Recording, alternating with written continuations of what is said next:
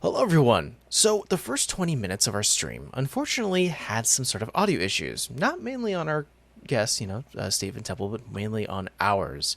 Myself and Amber's. So, we missed a few things, including the recap. So let me go ahead and go through that, give you a short recap as well, what happened during that 20 minutes, and we'll begin with the rest of the story. Warm, comforting winds hits our party's faces as they enter the cliff-covered inn. The smell of food fills their noses, so intense that it's almost palpable.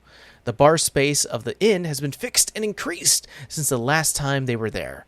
The familiar faces of Ida, the owner and main bartender of the inn, looks busy keeping up with customers as the space is packed. Not just for the election, that'll be occurring the next few days, but for the yearly celebration. The Day of Founding! It's here again. Music is being played as chatter and singing occurs as the players stand at the entrance. Nearly half the bar cries out, "Hey, hello, shut the door!" Edna looks up, locks eyes with the parties, and smiles, slamming her hand down onto the bar. "Well, look who it is. Come on here, you town-saving, no-visit lot. Hey, clear out, you two. Let our friends sit. How are you?" The party regales Edna a little bit of their adventures as she starts to pour them a drink. She holds up a glass for herself along with the three players, holds it up and goes, "To old friends."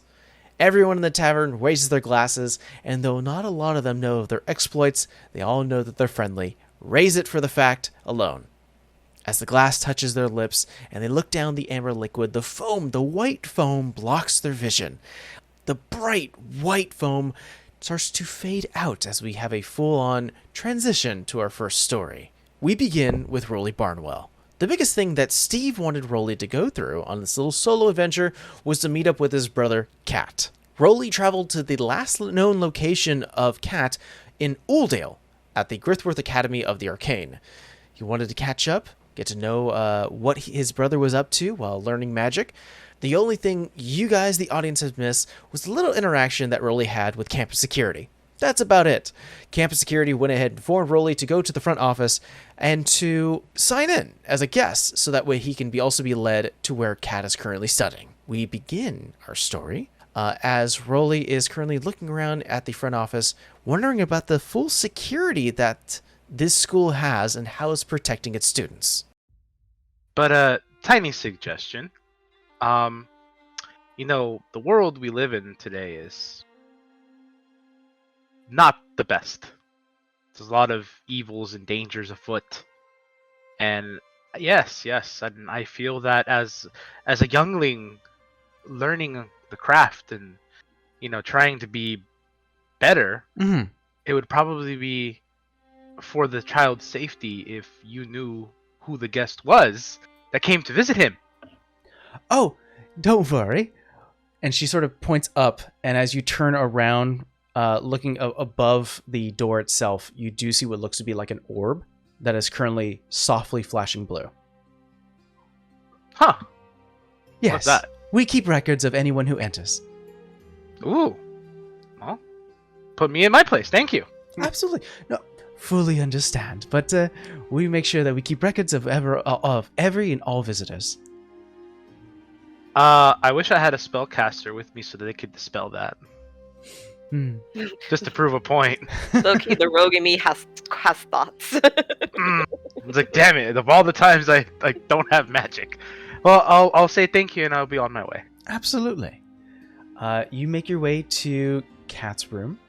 It is a long hallway with multiple lockers and storage areas. There's multiple doors, and as you start to pass them, you can see classes are currently mid-go.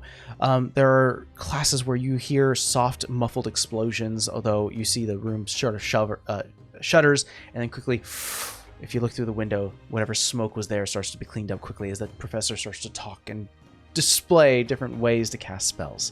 Another one, you see that a teacher is currently teleporting from desk to desk, looking over students' shoulders, giving them direction and teaching them the right way to cast particular types of spells. And there you stop at a room that matches the same symbol as the one on the map given to you. It's Kat's room. There's a bench nearby that you can sit at. I'm gonna keep the words of the campus security guard in mind, and I'm gonna go to that bench. I'm gonna sit there, and I'm going to try to evoke a fire in my hand. Okay. You sit there, clench your fist, and go, come on.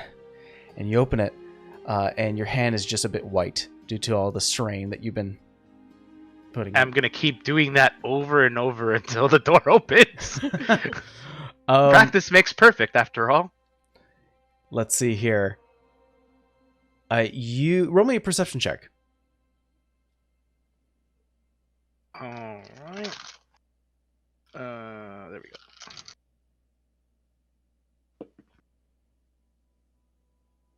go. Perception. That is going to be an 11. I am a little bit preoccupied right now. You're a little bit preoccupied, but you do hear the sounds of chatter from around a corner. As you hear click, click, something metal opens, and then bang, something hitting something metal as well, until you finally hear ah. Then another voice calls out, fireball isn't the only answer, dipstick. Next time, learn some better spells, you one-trick pony. And you hear click, and you hear footsteps starting to walk away. Hey, we have a new classmate. Yeah, we do. New classmate. Do you just continue to wait? Heavy classmates. Mm-hmm. Oh. Yes, I continue to wait. Okay. Finally, you actually see that there are soft little orbs on the corner of every section here of the school. Sort of more indication of sort of a recording equipment or notification, like, archive system. The soft white or soft blue glow stops and then turns bright yellow as you hear the sound of a chime, ding, ding, and you see all the doors start to open without aid, as sort of a magical push opens them up quickly, and the chatter and immediately the quiet halls just become a loud cacophony of voices of people of all ages, mainly young, but talking to one another, showing off quick spells that quickly are dispelled by the arcane orbs that are there. And you look towards the door where Kat's supposed to come out. You see Kat with a bag over his shoulder, wearing what looks to be like standard brown wizard clothing, like just a robe over his form. Is talking to what looks like to be a lizard folk woman, like a girl who's sort of like an early age one, and goes, "No, I'll check you later, okay."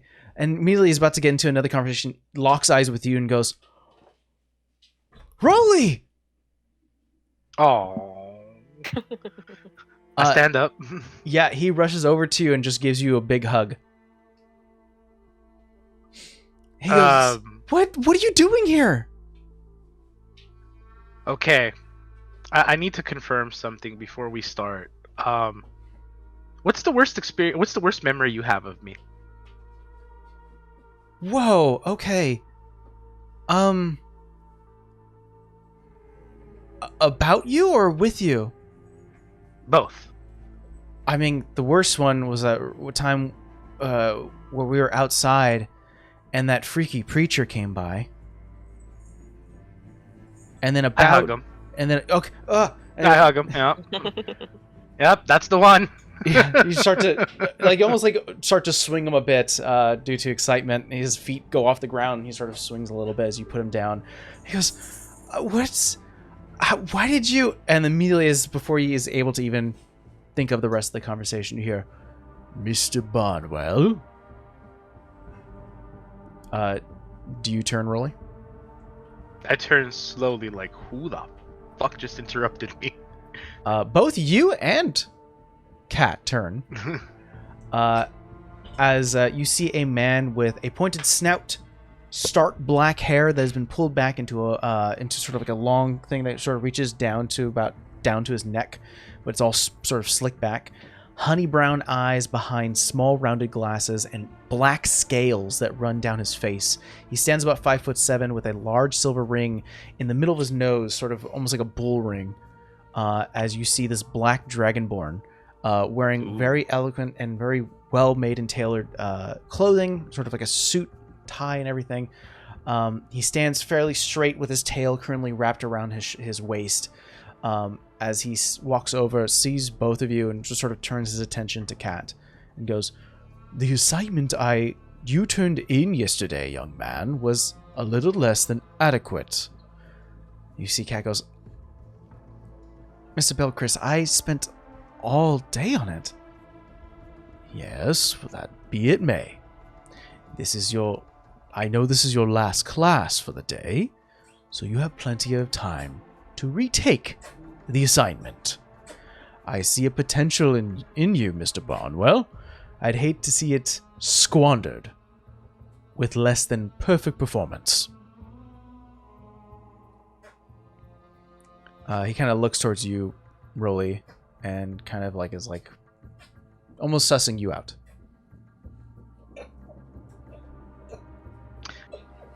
Hello, I am Rolly Barnwell.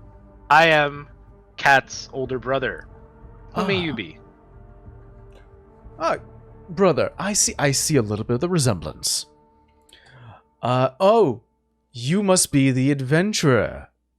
Yes, Mr. Barnwell's talked plenty about you. I am Mr. Creelcod Belchris, Professor of Abjuration, Application, and Discovery. He holds a hand out to shake yours. Phenomenal. I go to shake his hand.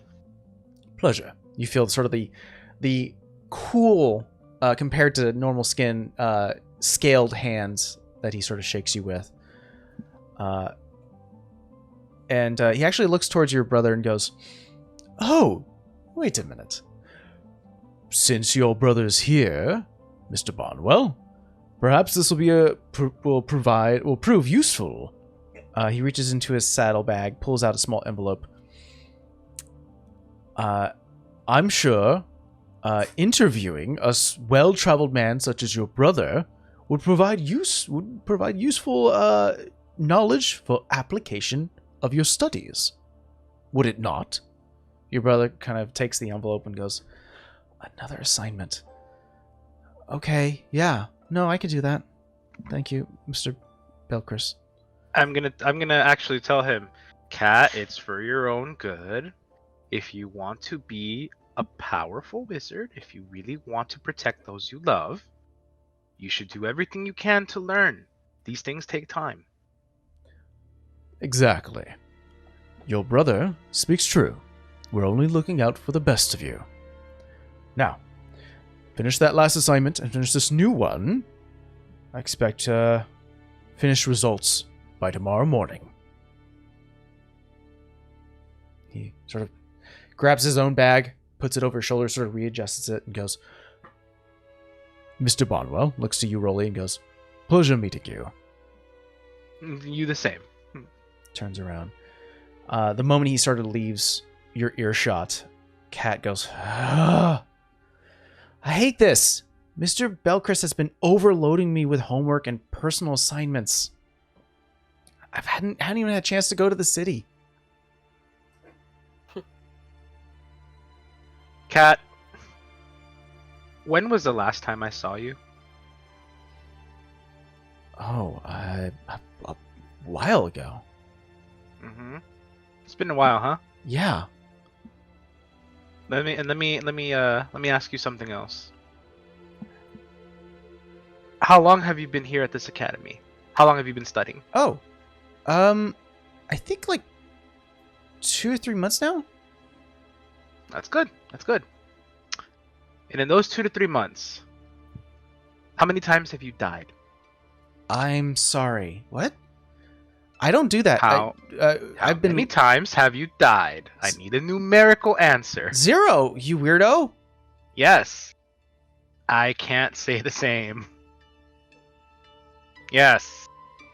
Be grateful for what you have and take full advantage of it. It's been a long 3 months.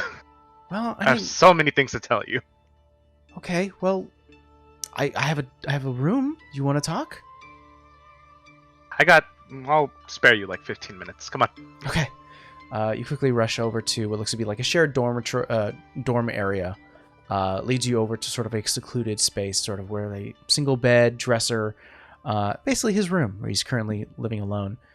He sits down on the bed, sort of like gestures you to sit, and he goes, "Sorry, I know this is a really good opportunity, and Dad has been sending me letters and everything, and I've been talking to Arad, writing to him too.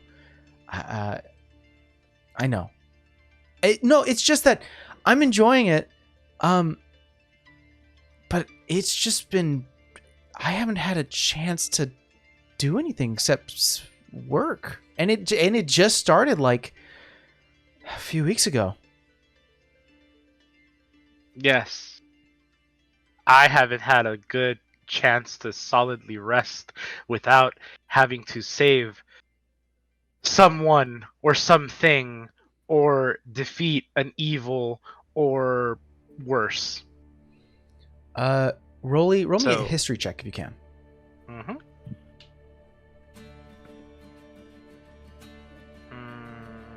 That would be 11. You start to go further, sort of talking about, your experiences and his, and something somewhat clicks in your head. Unfortunately, you can't put your finger on it, but something that Kat mentions seems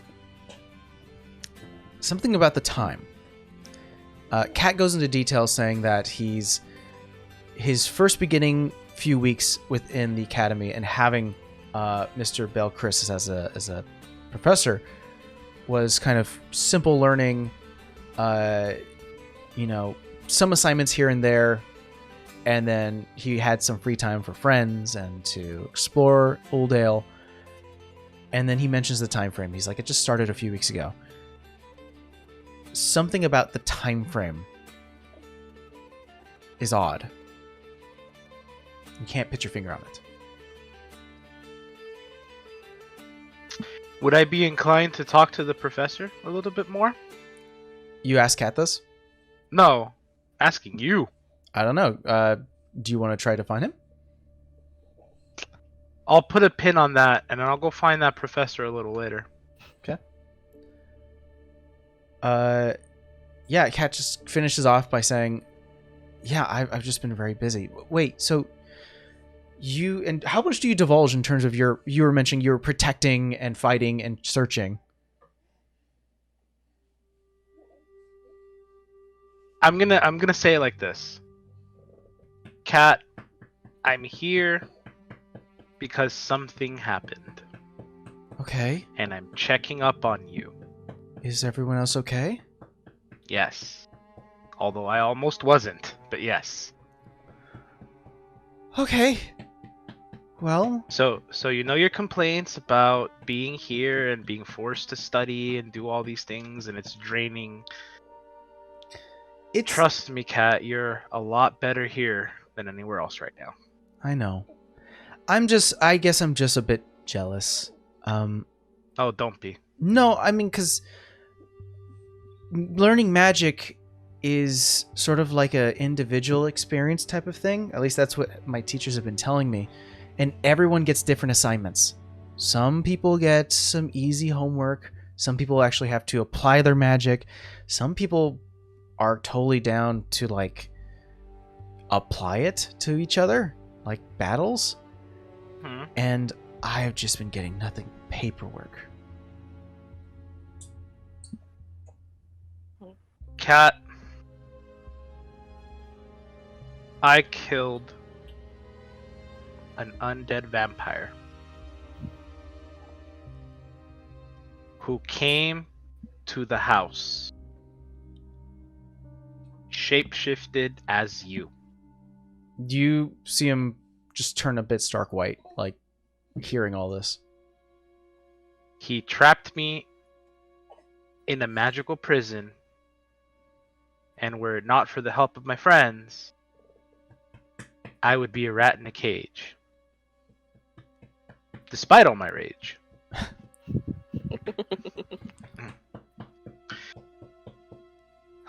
I Why? had to come and check on you because, well, you know why. You know why. Why do you keep doing that? What you could stay at the farm with Arad and Dad. There's a lot of things I haven't told you, and I wish I could tell them all to you, but there's just not enough time right now. Just know that what I do is not just for the benefit of our family, but for the benefit of this entire continent, this entire world. Something is afoot. Something bad. Really bad. He literally just like his feet are dangling off the bed on the edge. And he sort of stares at you, looks straight, and sort of just stares at a wall, trying to process this as he gives a big sigh and just leans back and just falls into the bed. You see sort of his less than red than your hair, but definitely still sort of this ginger-like hair just sort of hits the bed, flyers out. So he sort of just twirls a bit of his thumbs and looks up into the ceiling and goes, maybe I could take some extra courses and then I can like be there to protect you guys, you know? So then, you know, you won't get put in a cage. Cat. Have you met my girlfriend by chance? You have a girlfriend? Yes. Oh, yeah. He kind of starts to giggle a little bit to himself. Like he's like, no, I haven't. She's an enchantress. She enchants things. She enchants things for other adventurers like myself. She enchants items and whatnot, what have you. She even enchants weapons for the military. So He sits up. she's pretty up there. Wow. Pretty powerful. Who is she? How'd you meet her? Long story, adventures. We'll talk. What's We'll her talk. What's her name? Don't worry about it. Point is that she was there too when this thing happened at the house. And she was almost powerless to stop most of it.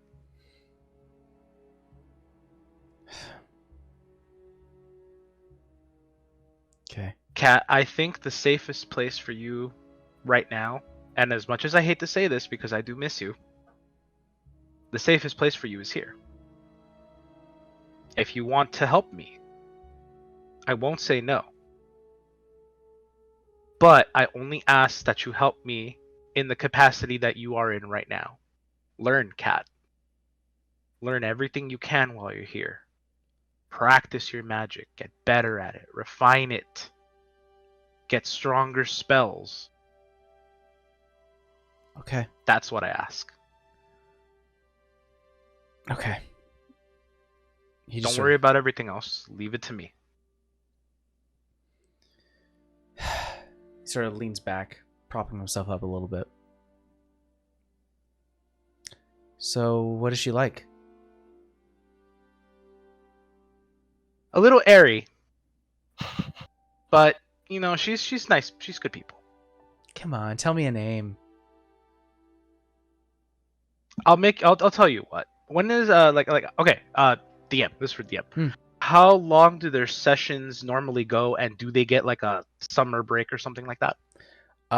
You can ask him like how long is your turn, like, you know, what do they call it? I ask him like how long is this session? Like, I personally have been in school for a while. So semester, right? How long are semesters? When is his vacation break? Yeah, I will say that it's sort of like our equivalent of schooling and sort of college year, which is essentially quarters, and then you're sort of let out. I think it's summer is usually when you're let out. You normally get a summer and a winter break. Yeah. We are hitting winter right now. We're close to hitting winter because that's where you guys started in the beginning of the game. We're still within that 3-month downtime. So he has about maybe 2 months left until he gets winter break. Okay. I'll tell him, as long as everything is fine and nothing is going on during your winter break, why don't you meet me at the house and I'll bring her over. Okay. Oh my You get to god. meet her yourself. Rolly and For the real wizard. this time. Rolly and the wizard sitting in a tree. Ha ha ha ha. Funny. Anywho, before I let you go, so yeah, tell me more about this teacher, this Dragonborn. Oh, well, his name's Mr. Bilchris. He apparently was sort of like a traveler. He told us that he came from Ventir originally, and yeah, he's super smart. He's super like classy and stuff. I don't know. We don't get a lot of those types in at home. Yeah. But he's very strict, and he likes to give me a lot of homework, especially in the last few weeks. Like, how far back would you say it started? I Like, mean, is he new to this school, or did he just come in, or? oh, I don't know. I think he's been here for a while. Okay. And just recently, he started giving you more work. You said. So much more work, and he lays back down into the bed. Like so much more. Like I haven't had a chance to do anything. Maybe, Kat, have you ever wondered that this Dragonborn, who's very smart and classy and not the type of people we've ever met before, will come to our village? No? You ever thought that maybe this guy sees something in you? I guess. I don't know.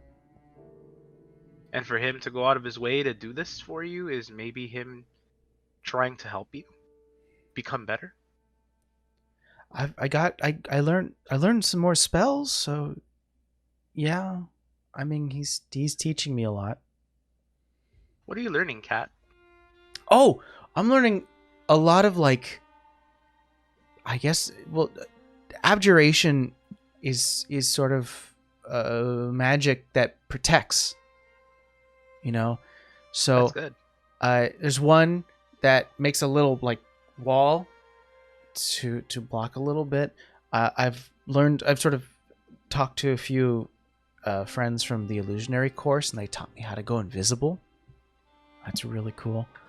Really? Yeah, I can. There's like a classic spell, Mage Hand, I can cast. It's really fun. Oh, you and Savannah would get along just fine. Yeah. Don't talk to Savannah about this, by the way. Well, I mean, it was her and Vera that really kind of, I don't know, after talking to them, I wanted to try it. Yeah, look at you now. Look at you now. I'm proud of you. Why did you see? Is Chris okay? You're talking about him? No, just, I mean, he gave you some hard work. Yeah. And I was curious if that was like a normal thing, or... I don't know. I mean, everyone gets different assignments because everyone learns magic differently. And I was started off with, maybe an assignment every other day, and it was something just like applied. And now, or at least started a few weeks ago, now it's almost like I have to write an essay, I have to do applied magic, I have to write a report, I have to go to the school's library and pull out some information about some guy, and it just hasn't stopped. Wait. About some guy? Oh, yeah, there's like historical figures who, were almost like the first ones to do shield spells, or, leaders in the study of abjuration and magic as a whole. So it sounds like he's having you do research. Yeah. Yeah, that's a very important part in magic. I did magic at one point. Really? Yeah, I don't talk about it much, but Yeah. Went to a library, read books. No, you didn't. I did. I'd like to do a history check if I can remember the name of the library we visited. Sure. Go ahead and roll me history. Oh, I think we're out in the boonies somewhere. That's gonna be a 14. 14. The name escapes you, but I can tell you that at least the city Yeah, that you're remembering. Mm-hmm.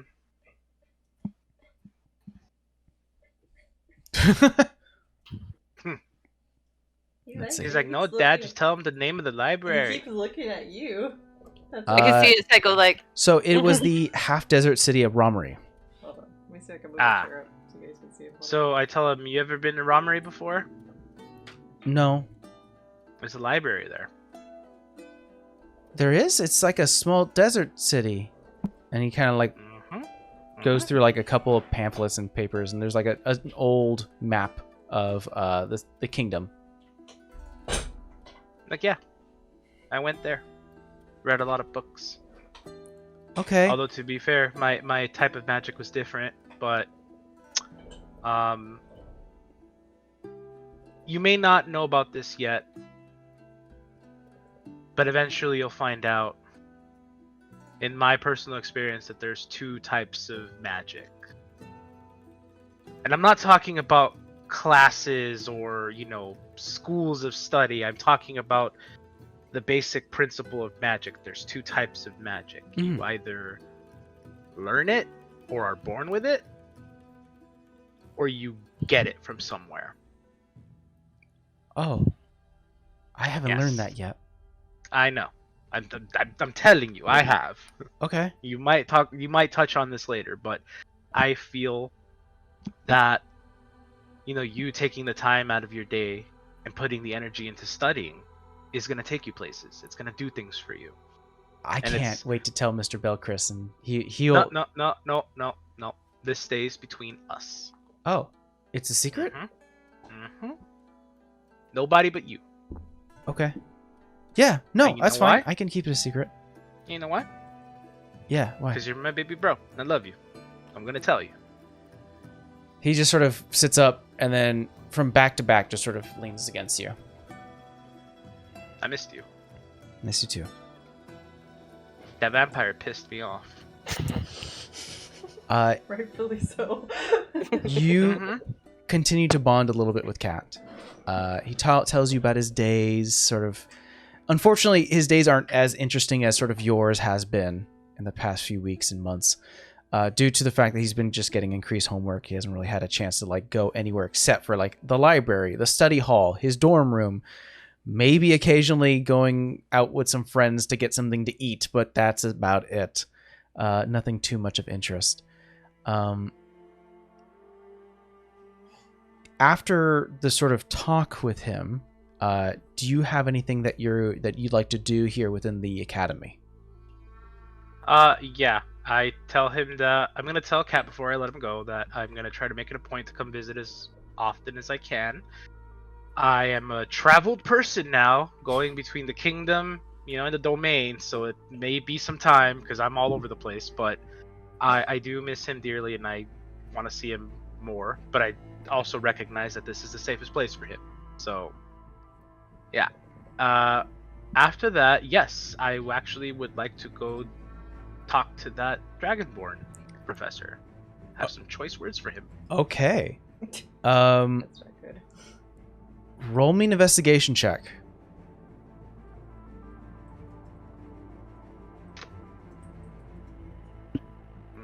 Or tell you what, no, this will be perception. So you can substitute as that roll as perception. Okay, so then that would be that'd be an 18. 18. Let's see here. You can hear as you start to cross numerous corridors, going upstairs, going downstairs, trying to find any semblance of this teacher or where he could have gone. You start to hear his voice down a hallway, around a corner. Sounds like he's in mid-conversation with someone. Would you like to quickly make your way there, or would you like to stealth your way there, or how would you like to I would like to eavesdrop. Give me a stealth check. Kick that on in that. Ooh, 19. 19. Yeah, absolutely. While on your way, you peer around a corner. You see numerous lockers and sort of a large pillar that sort of separates the corner. And as you sort of lean against it and sort of tilt your head slightly and just sort of keep your ears open to hear the rest of the conversation, you catch a glimpse of Mr. Belchris in front of what looks to be a door with a frosted glass window with his name across it. And it says Mr. Belchris office. He is currently standing next to it with keys in his hand and a bag at the floor by his feet. And he's currently talking to another teacher, a human woman who has sort of this bright red hair, sort of a darker tan skin, who sees him fuddling with the keys, and he's sort of talking to himself. You see that sort of the conversation is with himself as he's currently like, can't find it. She kind of skips over to him and goes, having some problem there, Krill? And he goes, no, Mrs. Paula. No, just no trouble at all. Starts to fumble still with the keys. She reaches out for the keys themselves. See if what looks to be an arcane hand sort of pulls out one. He sort of grabs it and goes, thank you. I'm a bit distracted at the moment. Sorry. She goes, oh yeah? Doesn't matter. Turns to the door. Locks the door behind him.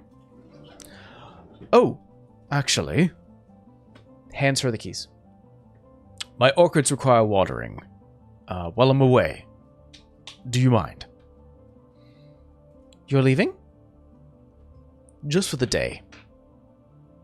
Places the keys in her palm. Grabs his bag. Goes, I'll be back before class tomorrow. Don't you worry. But please, just give it a water late tonight. Okay. Have a good day. He grabs the bag. Starts to walk off. I follow. Okay. He starts to make his way down. I'll keep your 19 roll. He sort of heads down the circular stairway to the front mall, sort of the open field area of the academy, and quickly, sort of with purpose, starts to make his way outside of the campus. Okay. I am going to wait until he's a good, maybe, probably a good like 100 feet away from the campus, and then I'm gonna go approach him. Okay. Yeah, easily enough. After he sort of he's headed towards like the main street that sort of is facing towards the beach and shore. You quickly, with barbarian speed, rush up to him. He sort of hears the commotion behind him and turns around and goes, "Oh, Mr. Barnwell. Yes? Was there a problem?" I'll just like to have a chance to talk with you, perhaps over some coffee, tea, maybe some dinner. I have some errands to run. Is this something perhaps we can schedule for another date? Would you happen to have a couple of minutes available? I'll make it quick. Kind of strokes a bit of the snout underneath it and goes, we could take a few minutes, I suppose. Kind of looks around to see if like there's a spot where like you can take chairs or something, and he goes, nothing's there, and he's like, to the corner, I suppose. I follow you. Walks over to just sort of a corner where there's like a bakery, and then sort of a fish shop next to each other. You stand at what looks to be like a small pillar that separates the two, and goes, yes, is there a problem? No, not at all. I'd like to just take a moment to get to know you a little bit better. It seems you've taken a bit of an interest in Cat, and I'd like to explore that a little bit. I mean, to make a long story short, your brother, Mr. Barnwell, is a very talented young man. I do see a lot of potential in him, and simply want to cultivate that. Have you let him know that? I've informed him that he does show promise. He's aware that I see greatness. So I had a conversation with him earlier, and he was telling me that he's been getting a exorbitant amount of homework lately. It's a lot of work that's really been cutting into time. Yes. And I was just wondering if that was the norm or if this is something a little different.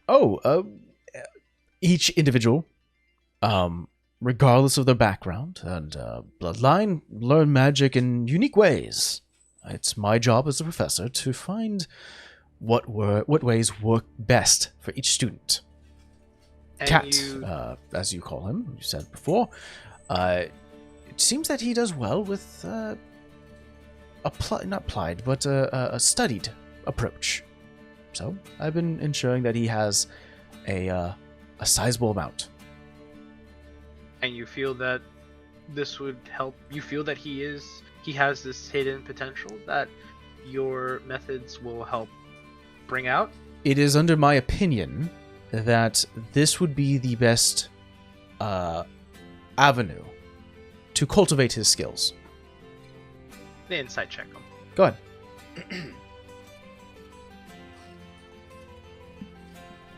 Oh, perfect. That's gonna be a 19. 19. You see this dragonborn. He is a dragonborn, so it's not like he can sweat. There's visibility sweat, but there definitely is sort of a nervous nature. But something crosses your mind is it's probably because you're a big guy who rushed over to someone who's several, like maybe half a foot smaller than you, or not smaller, like I think he's about like 6 inches smaller than you, and you rushed at him outside of campus where there's no security. So it could be a nervousness of that nature. Another option is, there could be more to what he says. It's just really hard to tell. How can I approach this? I'm gonna say to him,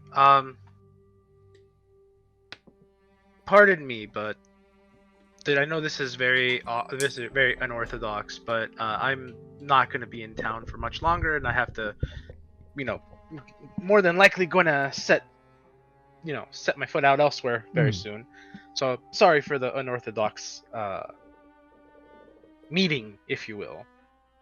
I don't want you to be nervous. I don't mean you no harm. I'm very particular about my brother. That's all. I appreciate that. Of course, I totally understand your concern. Family comes first, and you definitely have a bright younger brother. And as the older brother, you're certainly acting as one would expect. But I do need to go.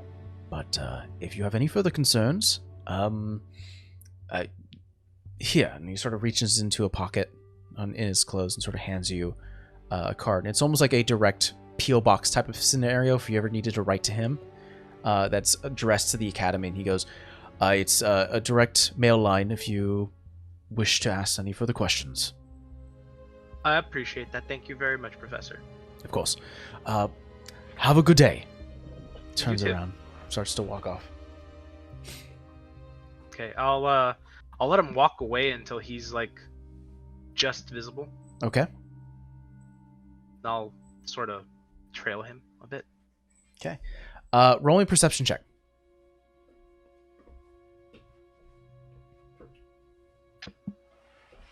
Nice. That is gonna be 23. Okay.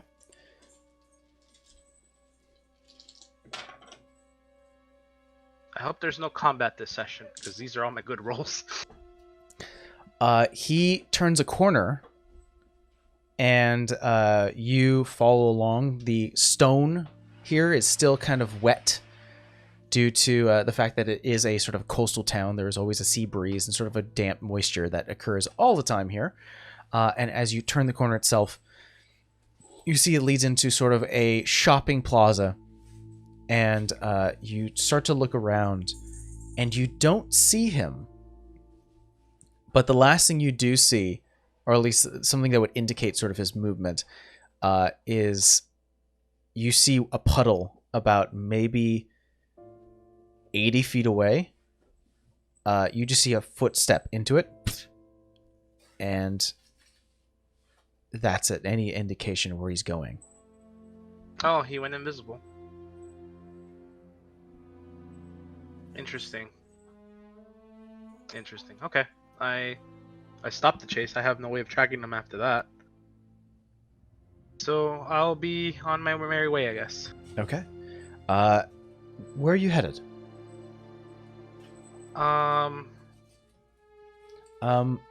If you need like maybe ideas, I can make you roll for some things. Okay, yeah, let's do that. I'm not quite sure. I'd probably just return to the party at that point. Roll me, roll me an intelligence check. Oh, I'm good. I'm great with those. Yeah, we're not gonna make it easy. You're not gonna get full on direction until you roll well. Okay, well, guess what?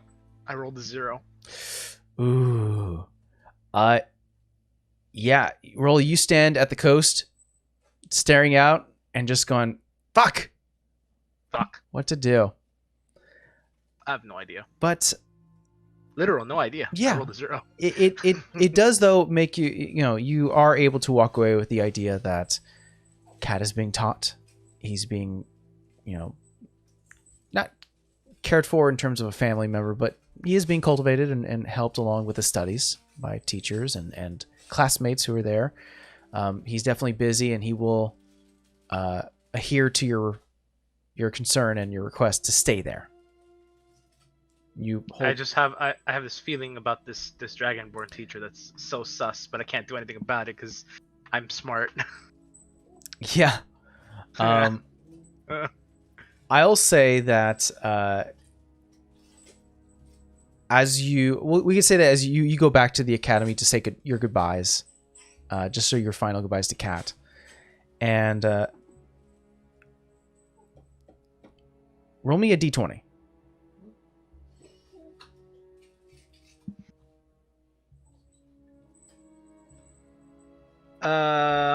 Just a flat D20? Just a flat d20. 10. 10. You turn a corner. Already kind of like muscle memory. You kind of know the pathway, and you still have the map to get to Kat's dorm. You quickly turn a corner without looking, unfortunately, and you ram right into this brightly haired, like redhead, tan teacher, the same one you saw that was talking to Mr. Belchris, and she just lands on her back. All of her paperwork and all of her belongings just scatter across the hallway. I say, "Oh my god, I'm so sorry," and instinctively go to help her up. It's fine. I should have been looking where I was going. I was busy writing. You help her up. She sort of dusts herself off. Goes, "Okay, are we okay? Are you all right?" Oh, I no problem on me. Are you okay? I'm starts to collect her things. I'm fine. Yeah, instinctively I say, "My god, look at all these papers," and then I start helping her pick up papers. You see, some books, papers, sort of a vial that's sort of is tightly closed for like oil, and stuff like a ink oil, a ring of keys that has been scattered. You start to collect things, and what do you bring everything to her? Yes, but I'm gonna try to kind of look and see if there's anything that stands out to me as I'm picking them up. You notice that the ring of keys is the same one that Mr. Belchris gave her for his office. See, I'd love to take the key to the office, but I'm not Savannah. I mean, if you're going to try, you might as well do a sleight of hand, but that's up to you.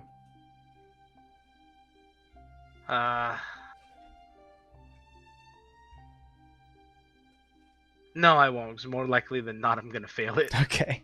You hand My dexterity's not that high. No problem. You hand everything back to her. She kind of thanks you and goes, "Thank you so much.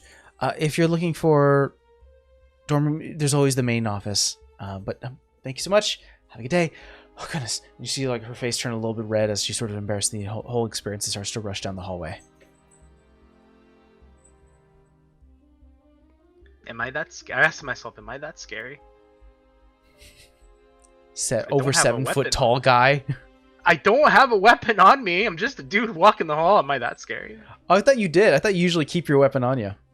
No, I'm going to a school. Good point.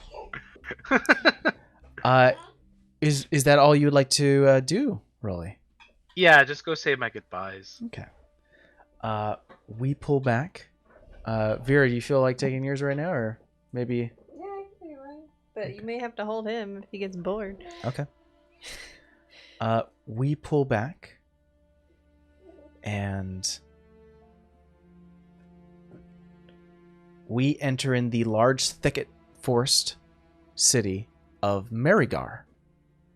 There, the small arcane orbs that give the city its light, minus the random patches of sunlight that peer through, we start to fully go down as we see the armored-clad visage of Vera, making her way towards the northern side of the city, past the Season's Bounty, plus past all of the southern farms, and what you see is a 2-story building that is currently being somewhat overgrown by the growth here, sort of being northwards, closer to the forests themselves.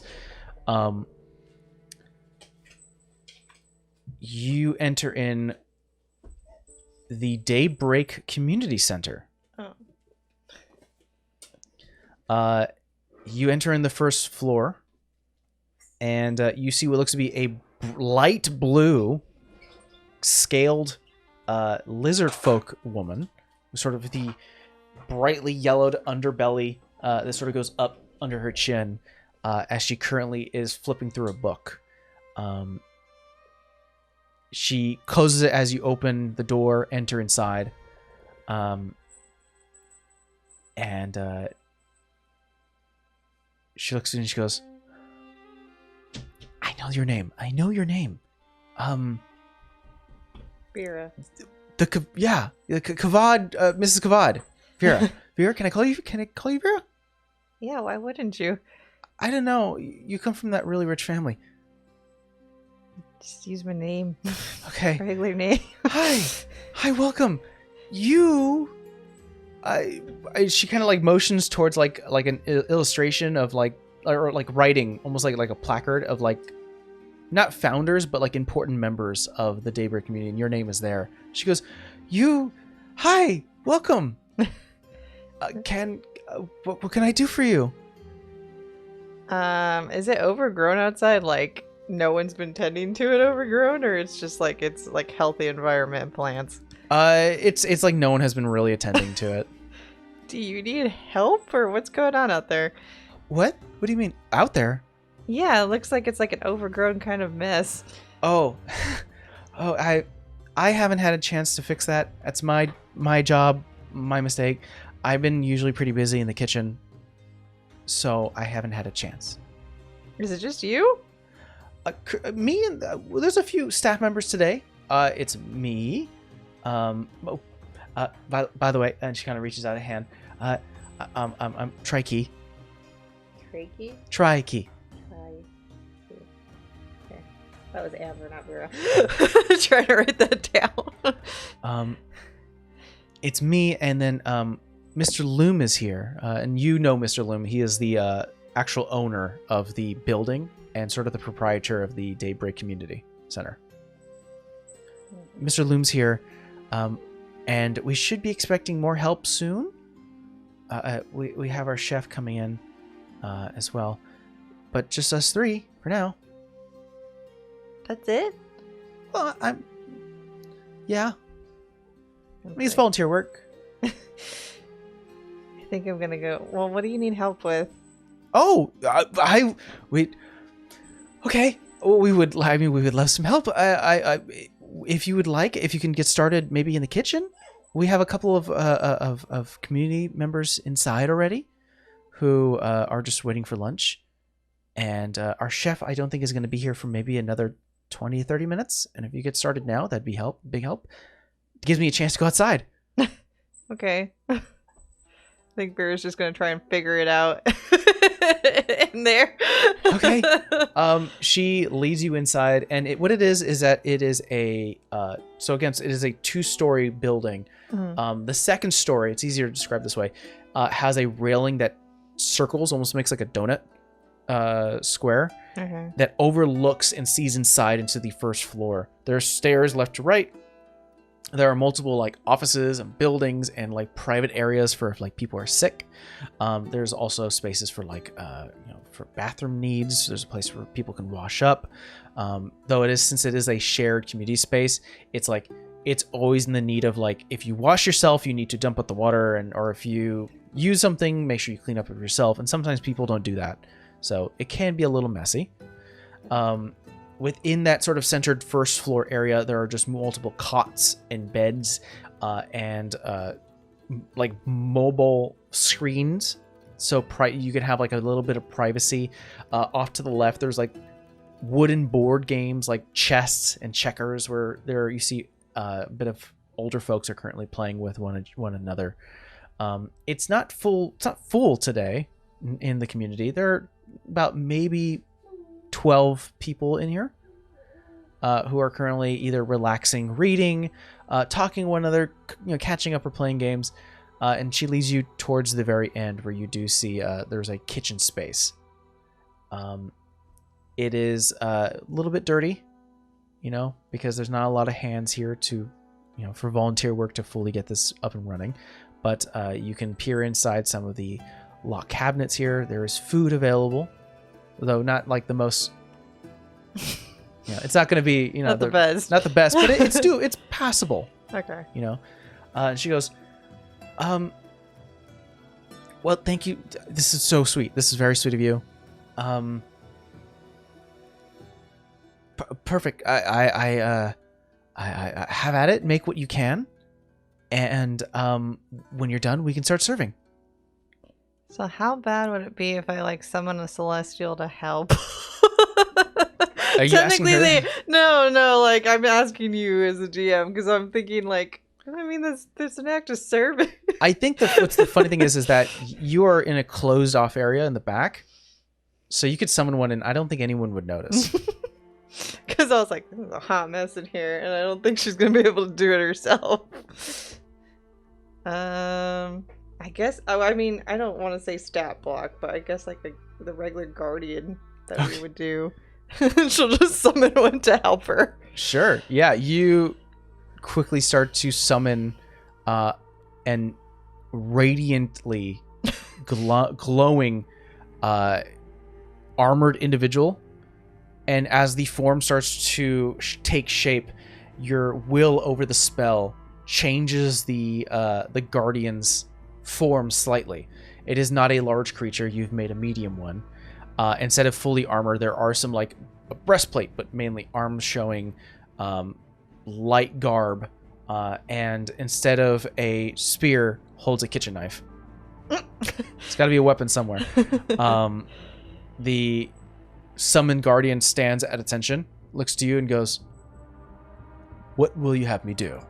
You need to clean, and I need to figure out what the heck we're gonna make. Of course. And starts to get to work. If you're going to try to make something out of all this mess, I will allow either a wisdom check, we'll say with disadvantage, because I don't believe you are... Well, no, not disadvantage. That would just give you proficiency. So yeah, probably just a wisdom check with standard.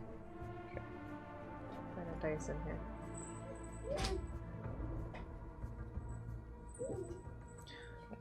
By the way, note to our other players, for you, Steve, if you need to take a break or something, yeah, it's gonna be solo. It's gonna be solo adventures for now. 17. Yeah, no, keep going. I'll let you know when. Okay. What was that? 17. 17. Yeah, you're able to find bread and cheese and what looks to be like fresh tomatoes from the farm that was donated. And you're able to make maybe something with like the equivalent of like bruschetta type of thing. You're like, I can get bread and cut it. I can toast it a little bit. And you start to make stuff that, it's kind of well done compared to, like considering where you're at. I can't make those bread bowls even though I know how, right? Because there's not enough stuff. You would need like flavor, like you need spices and It would just be a little beans. sandwich. Yeah, you start to make sandwiches, and it's not bad, And you find a bit of like other vegetables that you can chop up and cook and sort of put as sides. It takes you about maybe, I'll say about 40 minutes. By the 10-minute mark, the door opens, and stands in what looks to be this dwarvish man with bright blonde beard and hair, and goes, "What the fuck is going on in here? Hello?"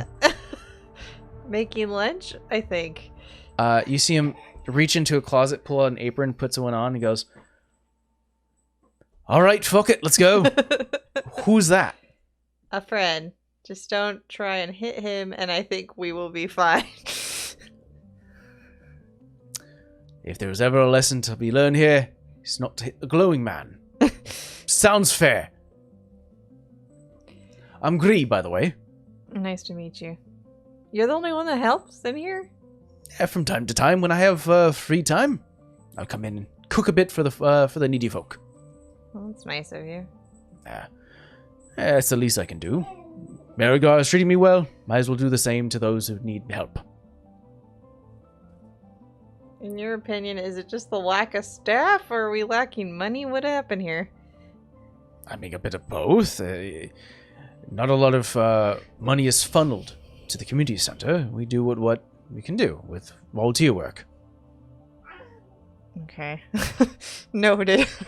Another problem I gotta fix. He already sees sort of the thought process in Vera. I was like, what do I fix? But he starts to land a hand trying to make enough sandwiches and sort of food for everyone. You actually start to peer out the door, and you see that instead of 12, there's 25, 30. You see, it's the lunch hour. People start to come towards the community center for food. I think I have create and... Hold on, because I don't know if you would let me take that. You would have known where you were going, so if you wanted to switch up spells, you can. Create food and water, there we go. You can do that if you want. Yeah, so I think as he's like prepping, she's just like summoning like food. So like they keep having enough. He turns around and goes, "Where'd you get the bread bowls?" A friend. Same source as the glowing friend over there. I am not gonna argue. You start to bring out the food. There's already like foldable tables that have been or sort of put out, so you can start to place down every bit of food, one by one. These sort of down on their luck, or like people, people who don't have family to care for them, and they're in their elderly state or sort of like needy state. There are, those who look maybe, without home, people who are sick, who don't have someone who can care for them. Just, the needy folk of a community who come to one center to gain help. I think if anybody's sick, if it's not like all 20 of them and it's like one or two, I think I would like lesser restoration those people, like trying to make them feel better. Yeah, as you hand a bowl over or a plate to someone who's coughing, you place a hand onto their wrist, a soft glow, and they start to feel a little bit of that phlegm start to release, and they go, "Whew, well that is nice." Oh, thank you so much. You're welcome. It's the least I can do, I think. You see sort of an elderly man come towards you. He's sort of like human in nature, comes to you in sort of white hair, frizzled, and goes, "Thank you, young lady. You're so sweet." You're welcome. Grabs his food. Another one who looks sort of this grayish skin, tiefling woman. Uh-huh. Sort of like you can see sort of the black hair that's already sort of white towards the roots, sort of pulled down. And she goes, "Are you the Kavad daughter?" One of them. "Oh, I knew I recognized you. Your father owes me 7 gold. My dad owes you money for Yes, what? 30 years ago, I let him borrow my farming equipment, and he returned it in horrible condition. The nerve of that man." Doesn't really sound like my dad. It just sounds like he would buy you a new one. He should. Can I insight check her? Yeah, absolutely. I feel like Vera's dad wouldn't leave somebody with That like sounds something so crappy. sus. It's a 10 plus. Hold on, what's my insight? Oh, 10 plus 10, so dirty 20. It's...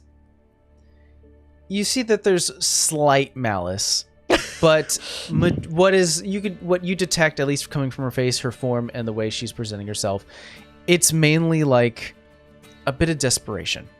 She's more than likely heard of the Kavad family. Know that you guys are not, you guys are certainly We're well not to do, broke. and is just finding a moment. Took a chance to get some quick money, but it's not like she's, I mean, at least from the amount that she's requesting, it's not like, she's trying to scam. She's just trying to find a way to social engineer you right now. I think I'm just gonna look at her and tell her, you could just say you needed a little help. You don't have to badmouth my dad. I would just help you. I...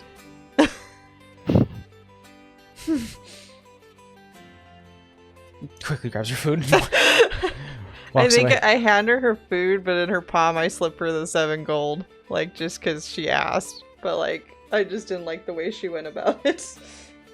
I'll minus it. Okay, well, thank you. You're welcome. Just be honest next time. You get more help with honey than you do vinegar. Okay, thank you. And sort of like shuts her down a bit, sort of in a humbled state, walks away.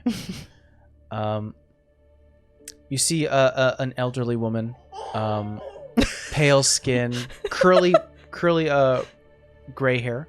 Hold on, let me hand them to you. A meal sigh.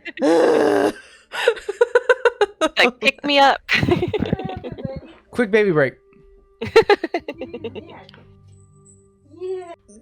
All right, back.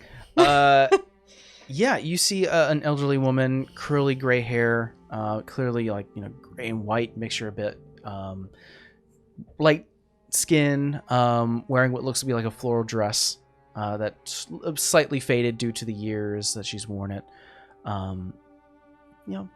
Clean and everything, and she sort of walks to you, grabs a plate, and goes, "Oh, sorry, dear," and looks to you, Vera, and goes, "Do you mind if I am able to grab another plate for, and put it aside for a friend of mine?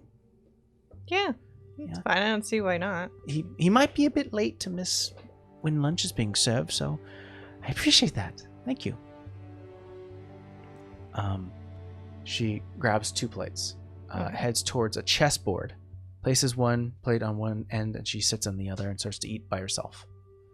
You see that Trike, sort of the lizard folk woman who sort of was watching a little bit of this, walks up to you and goes, "Thank you. I mean, you didn't have sort of in a hushed tone, goes, "Yeah, you didn't have to.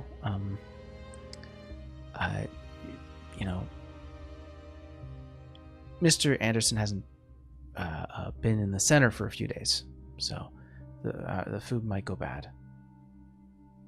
Wait, who's Mr. Anderson? She plays chess with an elderly man, almost daily, but he hasn't been here in a few days. Where does he live? I personally don't know. Mr. Loom might know, but yeah. And nobody's checked on him, and he hasn't come in. Well, I mean, there is sort of a rule that. Do you want me to bring Mr. Loom? Yeah, why don't you? How about this? Let's bring it to his office real quick. I think I go make the guardian go play chess with her. Okay. You actually watch as the guardian sits down at the chess board. She goes, "Oh, He won't eat Well- anything, but we will play with you, but he may not know how. I could. Well, we can do a few practice rounds. And then when Anderson comes in, he'll take your spot. If you're okay with that." She's just having a conversation with the guardian, who's just like, "Sure, of course." Glowing ever Yeah. brightly. Oh, your skincare routine is amazing. She brings you up to the second story. Trikey knocks on the door that does say, Mr. Isaac Loom. The door opens as he sort of swings up and goes. You see, actually, it's a human, sort of dark, like chocolate skin with sort of black hair that's sort of been pulled back and then sort of teased in the back too. He goes, "Yes. How can I help you?" "Oh, Miss Kavad, come in. Trikey, is everything all right?" She goes, "Just asking about Somebody's missing or hasn't shown up in 3 days? let's have a discussion." Sure. He lets you enter in. It's a small office space. There's a desk, a few chairs, a table off to the side, a couple of books and paperwork. He sits down. He goes, "Sorry, it's been a bit busy."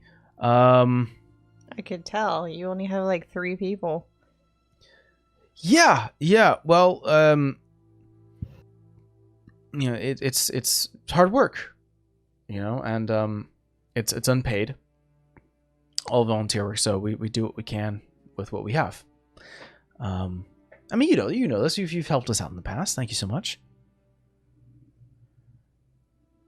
I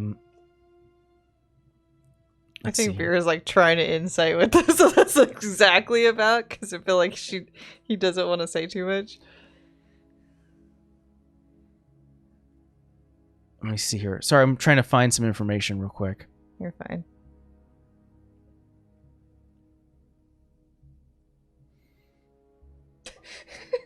Hi, Caleb. Yeah. He's like looking at me like, Okay. So yeah, he sits down and goes, "So you have a concern, missing person." yeah, Mr. Well, I don't know if he's missing, but Mr. Anderson, if somebody comes here every day and doesn't show up for 3 days, that's kind of odd. Well, it's been a few days since we've seen Anderson join us. We cannot make an official missing persons report until a third day hits. We're on day 2. It's Why sort of a can't you rule that make we a- have with the Merry Guard guards, mainly because some of the members here, the community members, either they go out to travel to see family off site, or if they're decide to move or something along those lines. But if they have any personal errands that they need to run that requires them to leave the space, it's just sort of formality. We have to wait. Yeah, I'm not doing that. Can you just show me where he lives? Like, I'm not going to be rude or anything. I'm just going to go check up on the guy to make sure he's okay. No, absolutely. We haven't had or at least I haven't had a chance to go check myself. I can definitely provide you information. Yeah. He starts to go through his filing cabinet, finds sort of a file, a bunch of like personal information that not a lot of people get to see, but he knows of your reputation and sees sort of your earnest and hands you the information and goes, he has a home, or at least the remnants of a home. He sort of stays here some nights, but when he does wish to have a bit more privacy, he does have a little shack space a little bit towards the northwest of Marigar. Okay. Okay. How long is it, like, the walk from here? Or you have to, like, take a horse or something? Oh, no, I mean, maybe a 30-minute walk. Easy peasy. I guess I'll get going. I'm gonna leave the glowing dude with you. He's fine. Just don't try and, like, hit him. He's playing chess. He kind of like cocks his head, opens the door, looks over the balcony, and you start to join him. And what you see is the older woman talking to the guardian, and she goes, "Oh, he was a wonderful man," and starts to twiddle a little bit of what looks to be a wedding ring on her finger. She goes, "But it's things happen, and he's no longer with us, unfortunately. But my friend, Anderson, he'll be here shortly, and we'll play chess again. He's such a nice man." Yeah, I can't just be like waiting for a third day. I feel bad that she thinks her friend isn't coming. No, I agree. I appreciate the help. No problem. And do you need money or something, apparently? If you're looking to donate, we accept all donations. If you have clothing, food, of course, monetary gold is always acceptable. Here. This is for now. And like she gets her little... Hold on. I did that wrong. He's like, Dad, Mom's handing out money again. I think Vera just gets like this little heavy pouch and she's like, here. And she gives him like 1,000 gold. Fix things. Yes, of course. Thank you. So this is thank you so much. Once again, I You need a clean kitchen. You can't be serving dirty food. I literally had to summon a celestial to clean your kitchen.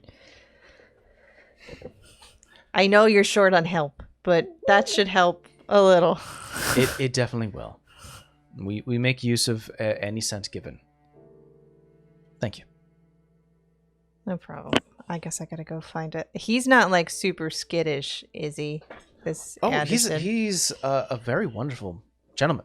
Okay. I don't want to like knock on his door and then like he instantly run away from me or something.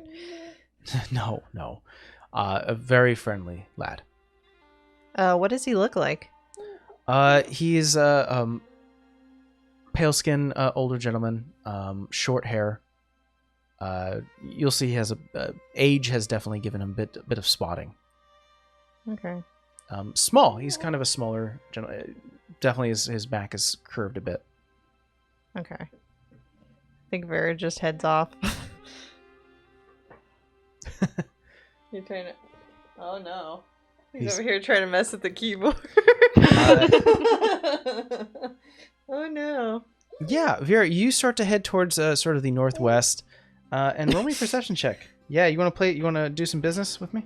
He just looked at you. It's like, what? Give him a... If he sticks it in his mouth, it's not a big deal. It's a huge dice. Oh, that is a big die. That's the one he was rolling. No, don't stick it in his mouth. I'm just saying if he tries, since that's his new thing. We'll get him a soft one he can play with. You said perception? Perception. Well, that's not that great, but I think the modifier is okay.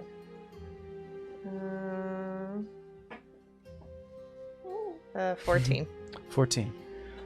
Yeah, it's not that difficult to find. As you start to head northwest, you do find what looks to be, bless you, Bless you. a small shack. Outside, there is what looks to be sort of a bit of a tattered garden, a bit wild, sort of matted within the forest itself.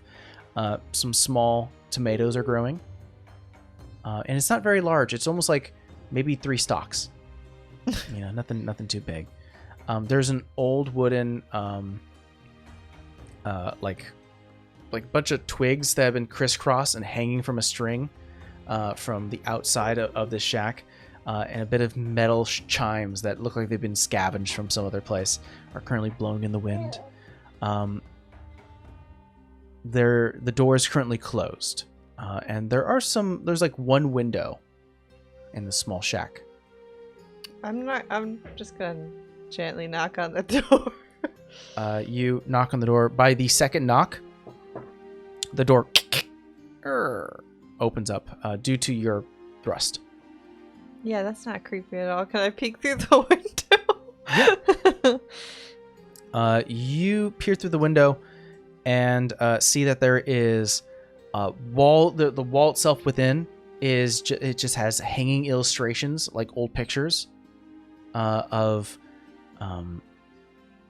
what looks to be the man at a younger age. Mm-hmm. And in several scenarios and situations, there is a singular bed.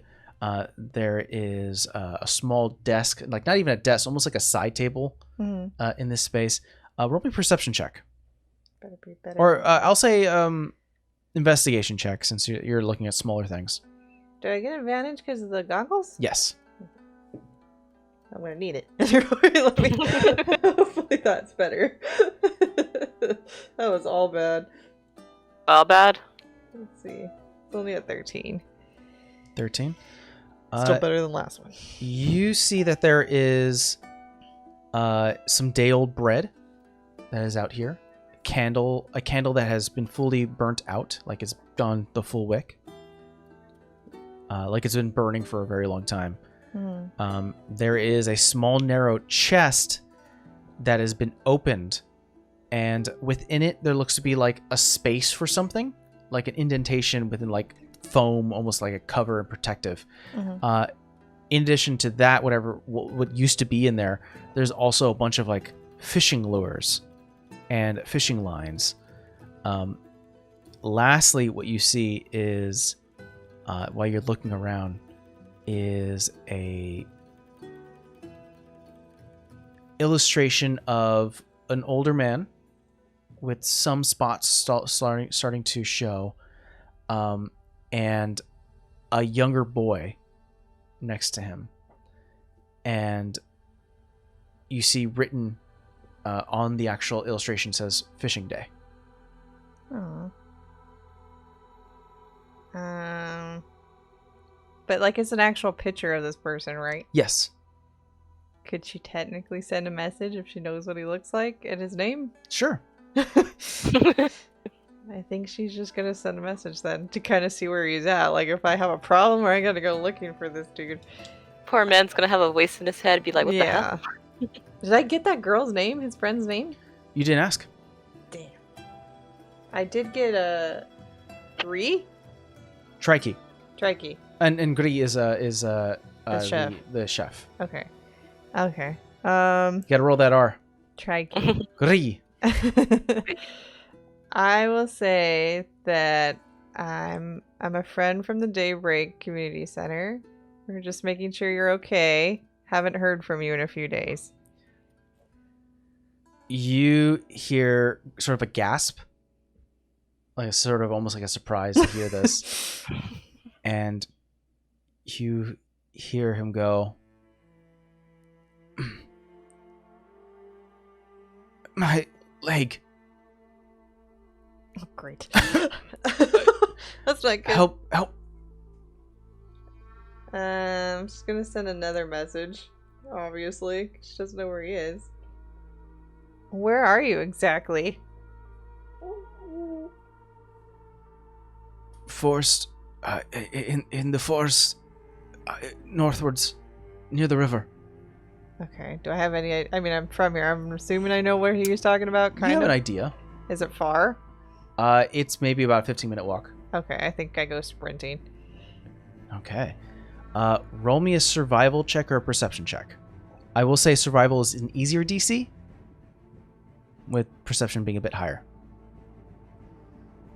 Perception's better. I was gonna say perception. He's staring at you. He's like, Dad, don't kill the guy. 19. 19. What was this for? Huh? What was this for? Perception. Got it. As you start to rush forward, going through... Oh, can I take out Lila? Yeah, you can bring out Lila. I was like, come on. As the large form of your polar bear starts to run with you, you start to slow down your race as you can hear the soft trickle of water. Mm-hmm. And as you start to follow the riverbed, you hear suddenly the sudden cough of a man with a bit of a wheezing underneath. Uh-oh. Okay, I go towards it. You see an older man wearing what looks to be like fishing boots. Mm-hmm. Like sort of like this thick rubber boots, the fishing boots that almost go up to his knees. You see clearly one of his feet, or one of his feet is turned the opposite direction. Okay. You see his form, he's very thin, which is, definitely concerned. You see what looks to be dark bags underneath his eyes. He's visibly shaking, from what you cannot tell. There is a snapped fishing rod next to him, but it's almost like tossed outward about 5 feet away. And there is already a few fish that are off to the side that are currently rotting. Oh. Okay, I run over. Is he? It's underneath. He's like under a tree or what? He's like half in the water. Oh, okay. I get in the water. Like his feet are in the water while his body, like upward torso and upwards, is out on shore. I have Lila come with me to go see what the hell this mess is that I gotta get him out of. There's not even like a jump of fear. There's not even like a gasp of surprise. It's just exhaustion enough where he just like his eyes open, he coughs a bit, looks at you. You get a sense that the words that he said to you for the message sending spell was like the last of his energy. As this older man, you pull him off to the shore, lay him on his back, and you see that his leg is broken. Or I should say his ankle, his foot's broken. Okay. He's been at the lake 3 days with a broken foot? I don't know why that's made me so sad. The little voice of Savannah in the back. I forgot what level Cure Wounds is. Cure Wounds? First level. Oh, okay. I always feel like it's second. Okay. I will Cure Wounds him. Okay. Do you want me to roll? No, you Okay. don't have to roll. I'm trying to fix the leg, though. I'm trying to, like, gently put it back. You can definitely heal sort of the outer wounds quickly. It's not like he's going to snap the leg back into place. That's like where spells like restoration, or not restoration, there's a bigger spell that sort of can help. There's heal. If I do that, will it work? That might work. It better. It's a 6th level spell. Yeah, that would work. That's okay. Regeneration is sort of the idea that I'm thinking of. Like, that's a spell that would be helpful for, like, limbs. Alright, fine. It's a 7th level is regenerate. Yes. Oh, Jesus. Okay. I think I get down on the ground and I give him like a stick to bite and I'm like, just bite down. And so I try and do it as gently as possible. I think the movement is going to hurt more than the actual spell itself because I don't feel like the spell actually causes pain. You cast a spell, he bites onto or at least as weakly as he can onto the stick, and you see the soft glow of daylight starting to peer through the darkened canopied riverside of this as the leg and the foot slowly get engulfed in light.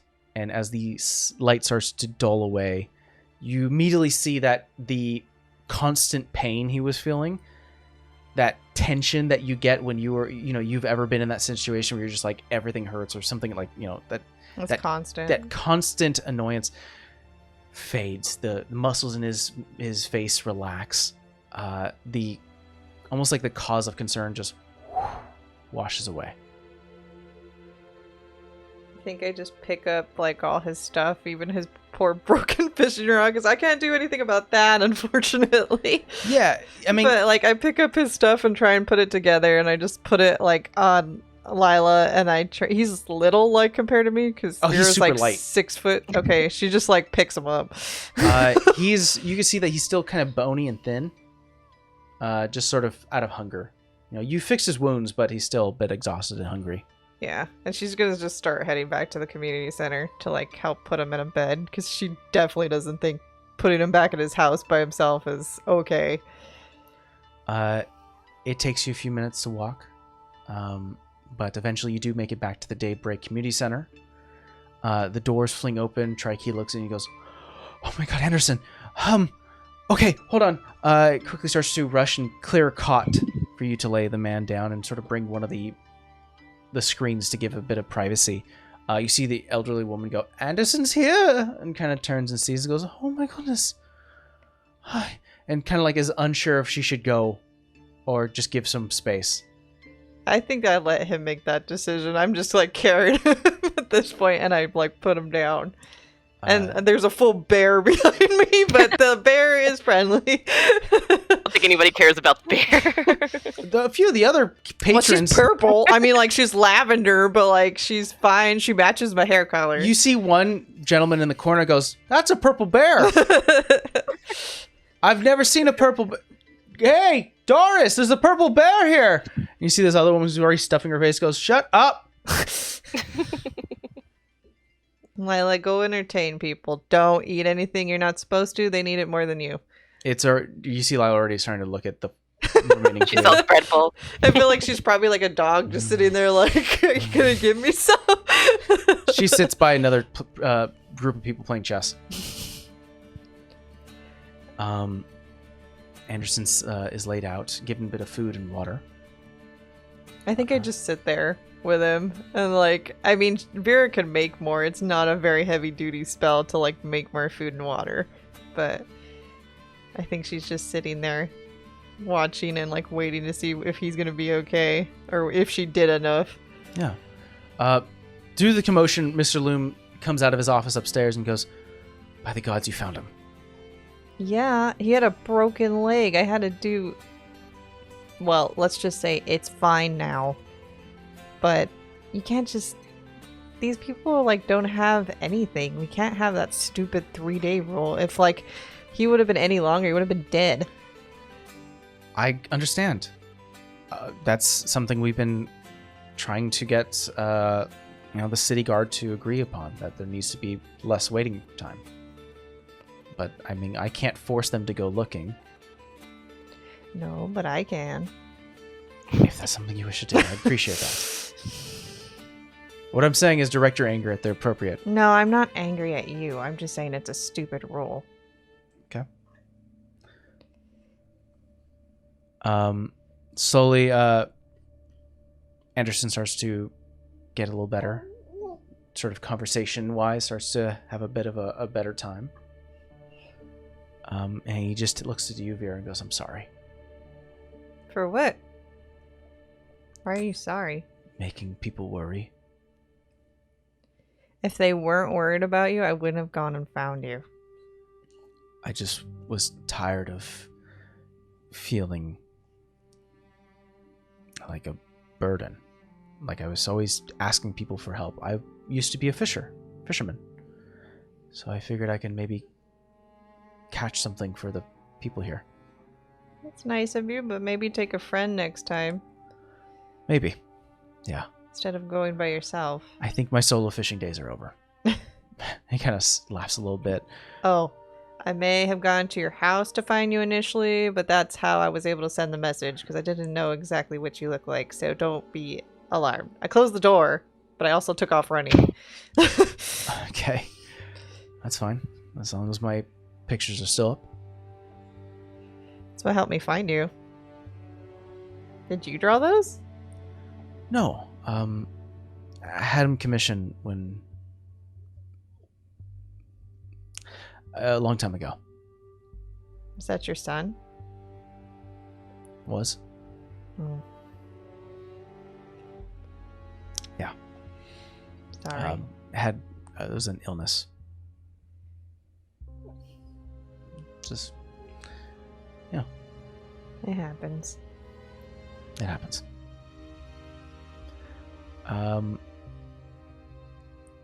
Yeah. Anything else you like to do within the community center? I think I just give him like a little, again, she's just giving out money, but she feels bad. I think I give him like a little thing of 100 gold to like, one, repair his fishing stuff, all this stuff that broke, and maybe just to like help him out. He'll actually decline it. Why? You're not a burden, and I regularly don't really spend a lot, so... Young lady, you've already done enough. And I am content. Well, then at least use it if you want to help your friends. Why don't you use it for them? He looks over to the older woman and looks at her dress, seeing how faded it's been. She goes, I can't take the full 100, but I'll take 10. I can give my friend here a new dress. That's sweet of you. Well, we're both unfortunate widows, so... You guys should make like a little house together. Not like because you need to marry each other. I mean like just as friends. Yeah. You could just be friends. We are. That'd be nice. I just see him licking your sleeve. Sorry. I think we need to feed him a little more. I mean, if you need anything, just mention my name to my dad. Not that I haven't thrown it around enough, but I mean, it wouldn't hurt. He lives here too, you know? You're very kind. Thank you. But, don't go fishing by yourself. It's fine to want to help, but trust me, not everybody can heal a broken bone that quickly. Certainly an act from the Dawnfather. He gives me a few perks every once in a while. He thanks you.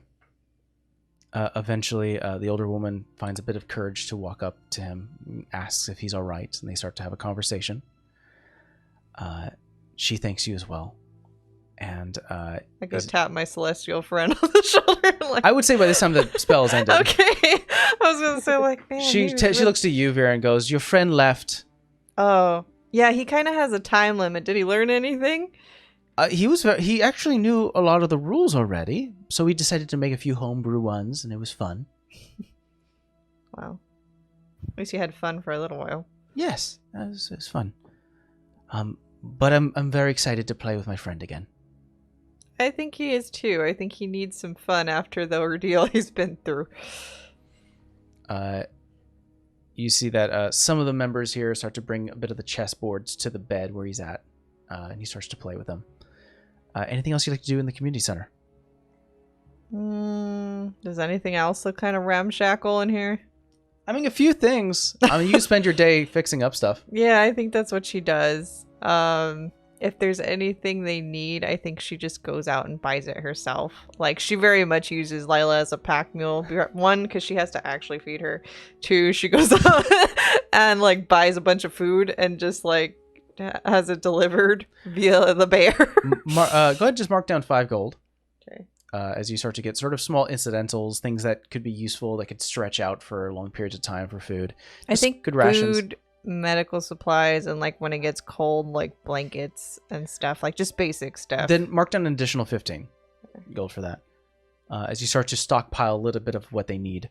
And before the day is up, as the sun is still slightly above the sky, sort of giving soft, illuminating beams of sunlight through the large canopy, you happen to walk past one, and you start to feel the warmth of Palor cross against you. You weren't expecting it, as it's still kind of shady in here, and it should be nighttime, but we're getting close to it. You bring up the shield just to sort of block a bit of the sun as it sort of strikes your eye in that weird direction. We've all had that where we've driven home and the sun is just right in your eye. You get blinded. You're like, blindsided. It's not even. Yeah, it's like one of those moments. I think she's just like, I think out loud verbally, she's like, I know you're there and I appreciate all the help you've given me, but do you have to blind me right in the eye? You bring down the shield as you say that, and as you're like, God, and you look down at the shield itself, and there's an additional ruins. Oh, cool. What is your current max charge that your shield can hold? I want to say it's 20 or 25. 1 sec. 20 charges. 20 charge. It goes up by 10. Ooh.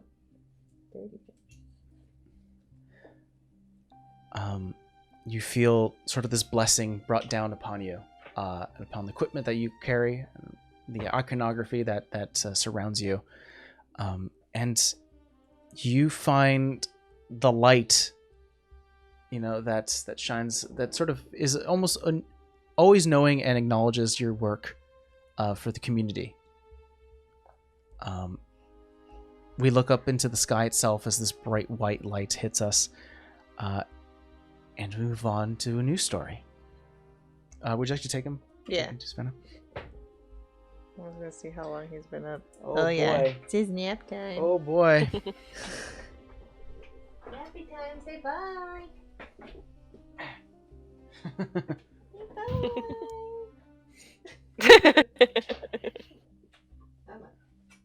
So, the way I've been handling these downtimes is that each of you get a solo adventure, and then we do a group thing. Unfortunately, we're not going to do a group thing today. We're going to finish up our solo things. We're going to try to do a lot of the free stuff, a lot of the quick stuff that you guys want to get covered during this solo downtime. And then next time we'll do a bunch of group things. So, Savannah.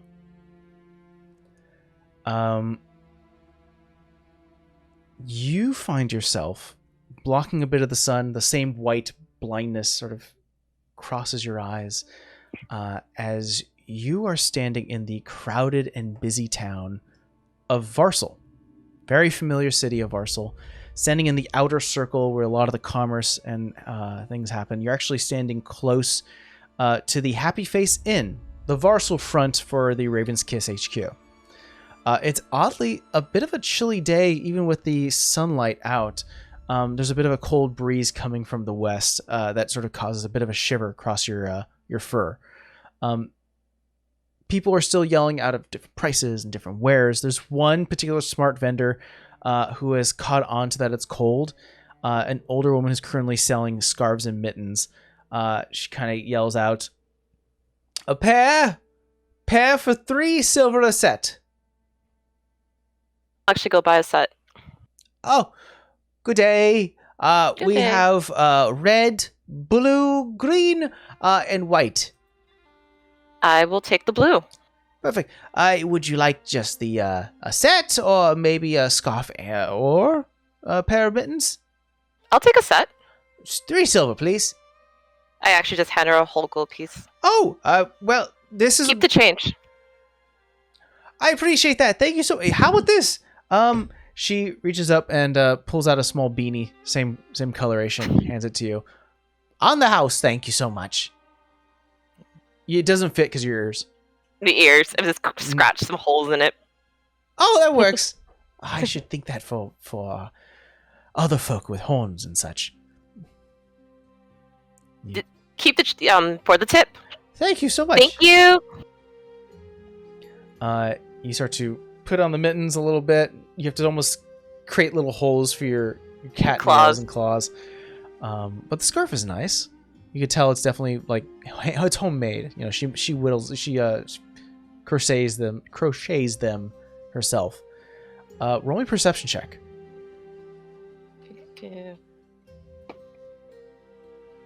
Nat 20. Nat 20. You see the half-orc visage of Victoria. One of the Outside? Yeah, currently outside. She has a small wooden box in her hand, and much like a Raven's Kiss member, is quickly darting left and right around the crowd. And you're since you walked to the vendor, she is split past you, not even seeing you there, and has entered into the inn. Opens the door once again, puts a sign in front of the inn's front door, and closes the door. Can I see what the sign was? Yeah, you walk a little bit, sort of stealthily, and you see a sign that reads "Closed for renovation."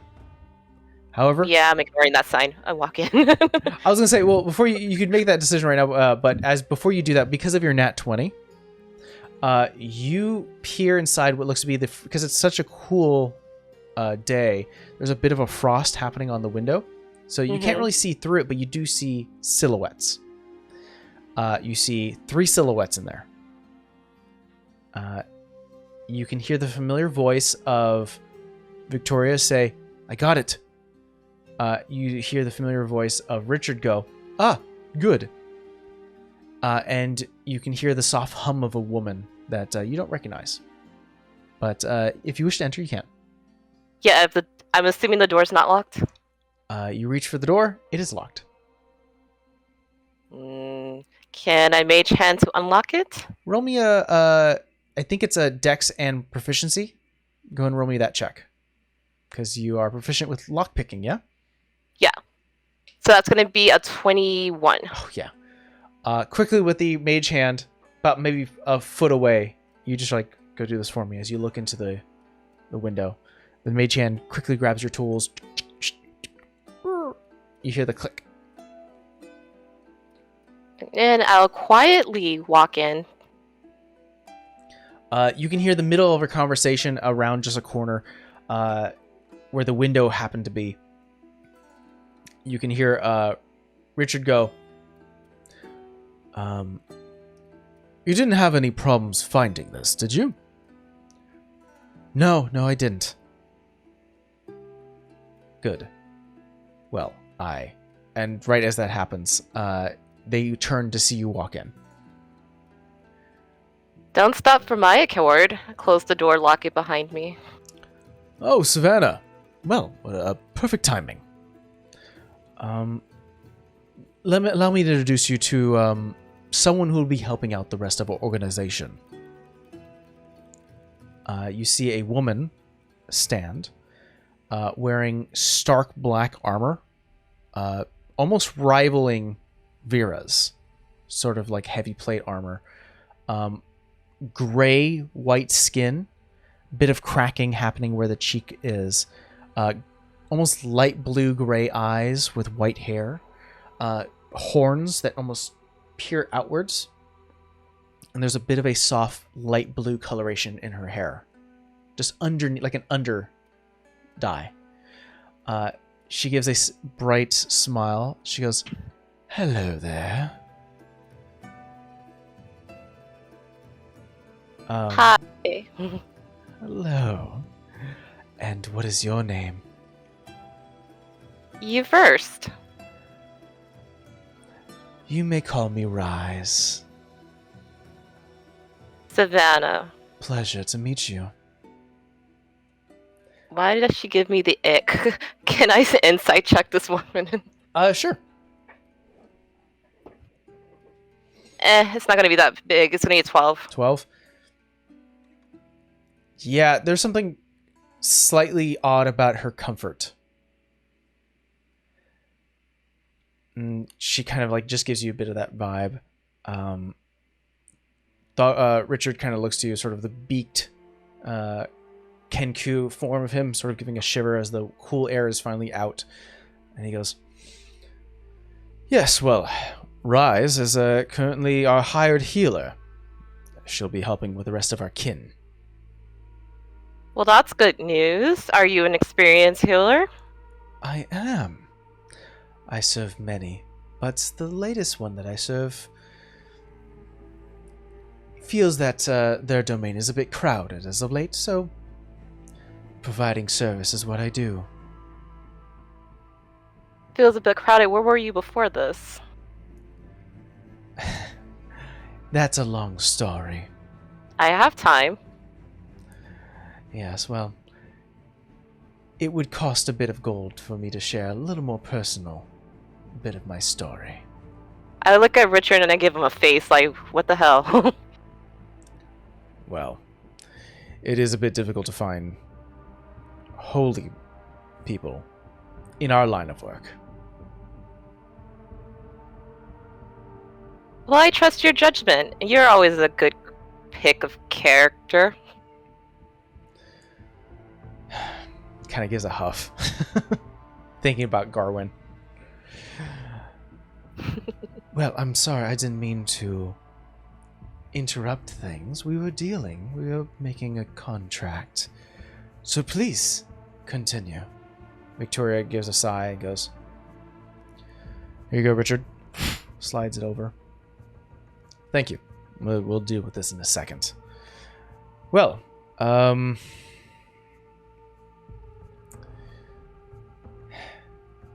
yes, I was talking to our tiefling friend here that we were trying to enlist her healing services in exchange for something, and that's what we were trying to suss out, wasn't it, Rise? Yes. I can definitely use gold, but I've gotten a bit bored of that. I'm on the search for something a little more interesting, and I know your organization has hands everywhere. So, certainly if you run across something enticing. She starts to wave her hands a bit, tracing a line, not even hiding the fact that she's casting a spell. Her eyes flash gold. She looks at Richard, looks at Victoria, and looks at you. Huh. Have you ran across, and she says this to everyone, any interesting artifacts, magical items that would be so fun to play around with? Lady, you need to be more specific. I would like to ask you a question, Savannah. When asked that question, what's the first thing that comes to mind? When she goes, have you run into any magical items? The first thing that comes to mind is the thing I don't want to give her, and that's the goggles I'm messing around with at the moment, because I'm not even sure they're full benefit yet. Okay. She perks up, just as you say you have to be more specific, and she goes, those goggles would be nice. What goggles? Oh, you're sweet. You're very cute, kitten. They're kind of on loan. She kind of narrows her eyes at you. Do you know who they're on loan from? Oh my god, I cannot think of his name. He's the one that's pulling the research from everything that we view with them on. You're thinking of Cistern, yeah? Yes. Yeah. She goes, oh, I see. Okay. Well, certainly wouldn't want to take those then. Richard How kind of... about this? Would you like a second pair of eyes when needed? Perhaps. What are you offering? I don't use it that often. I pull off my necklace and unfurl the jellyfish. Oh, that's so useful. I'm a businesswoman, and I like to suss out every option. Would you all mind if I subjugate you to a spell? Just to give a search. Richard, I don't know. I think Richard even sort of agrees with you. Savannah goes, I think it might be helpful if you tell us what you're interested in, and we could maybe make a deal. As our agent here has informed, you need to be specific. She goes, I'm looking for things that are unique. Something you couldn't just buy off a counter, maybe.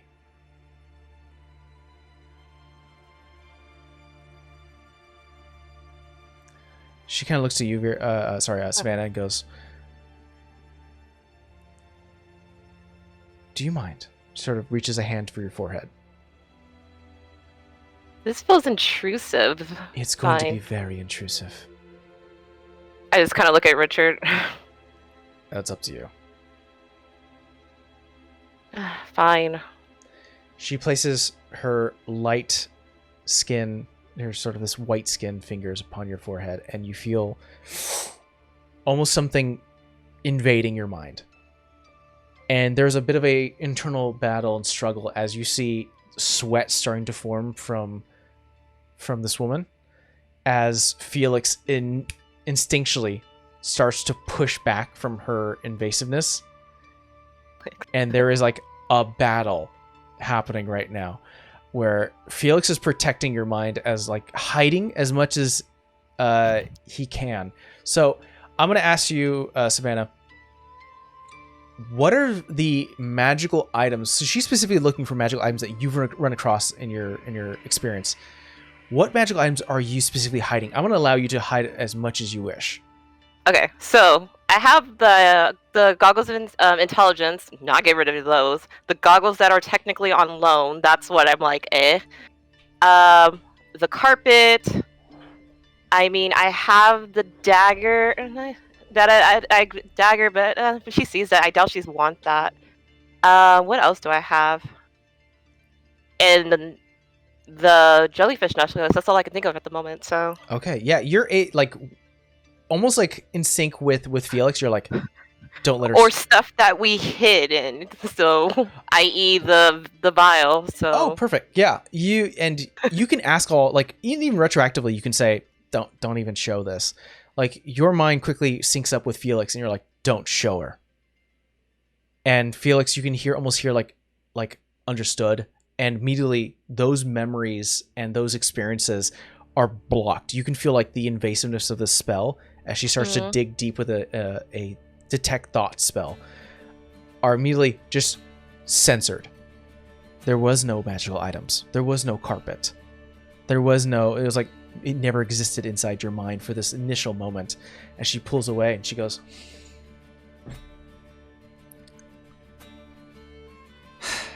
not a lot to go by, but I think I might be interested in that little box your friend has. the chatterbox? Yes. That's not mine to give, ma'am. And I don't even have it on my person, so I don't know what to tell you. That's fine. I can always collect it at a later date.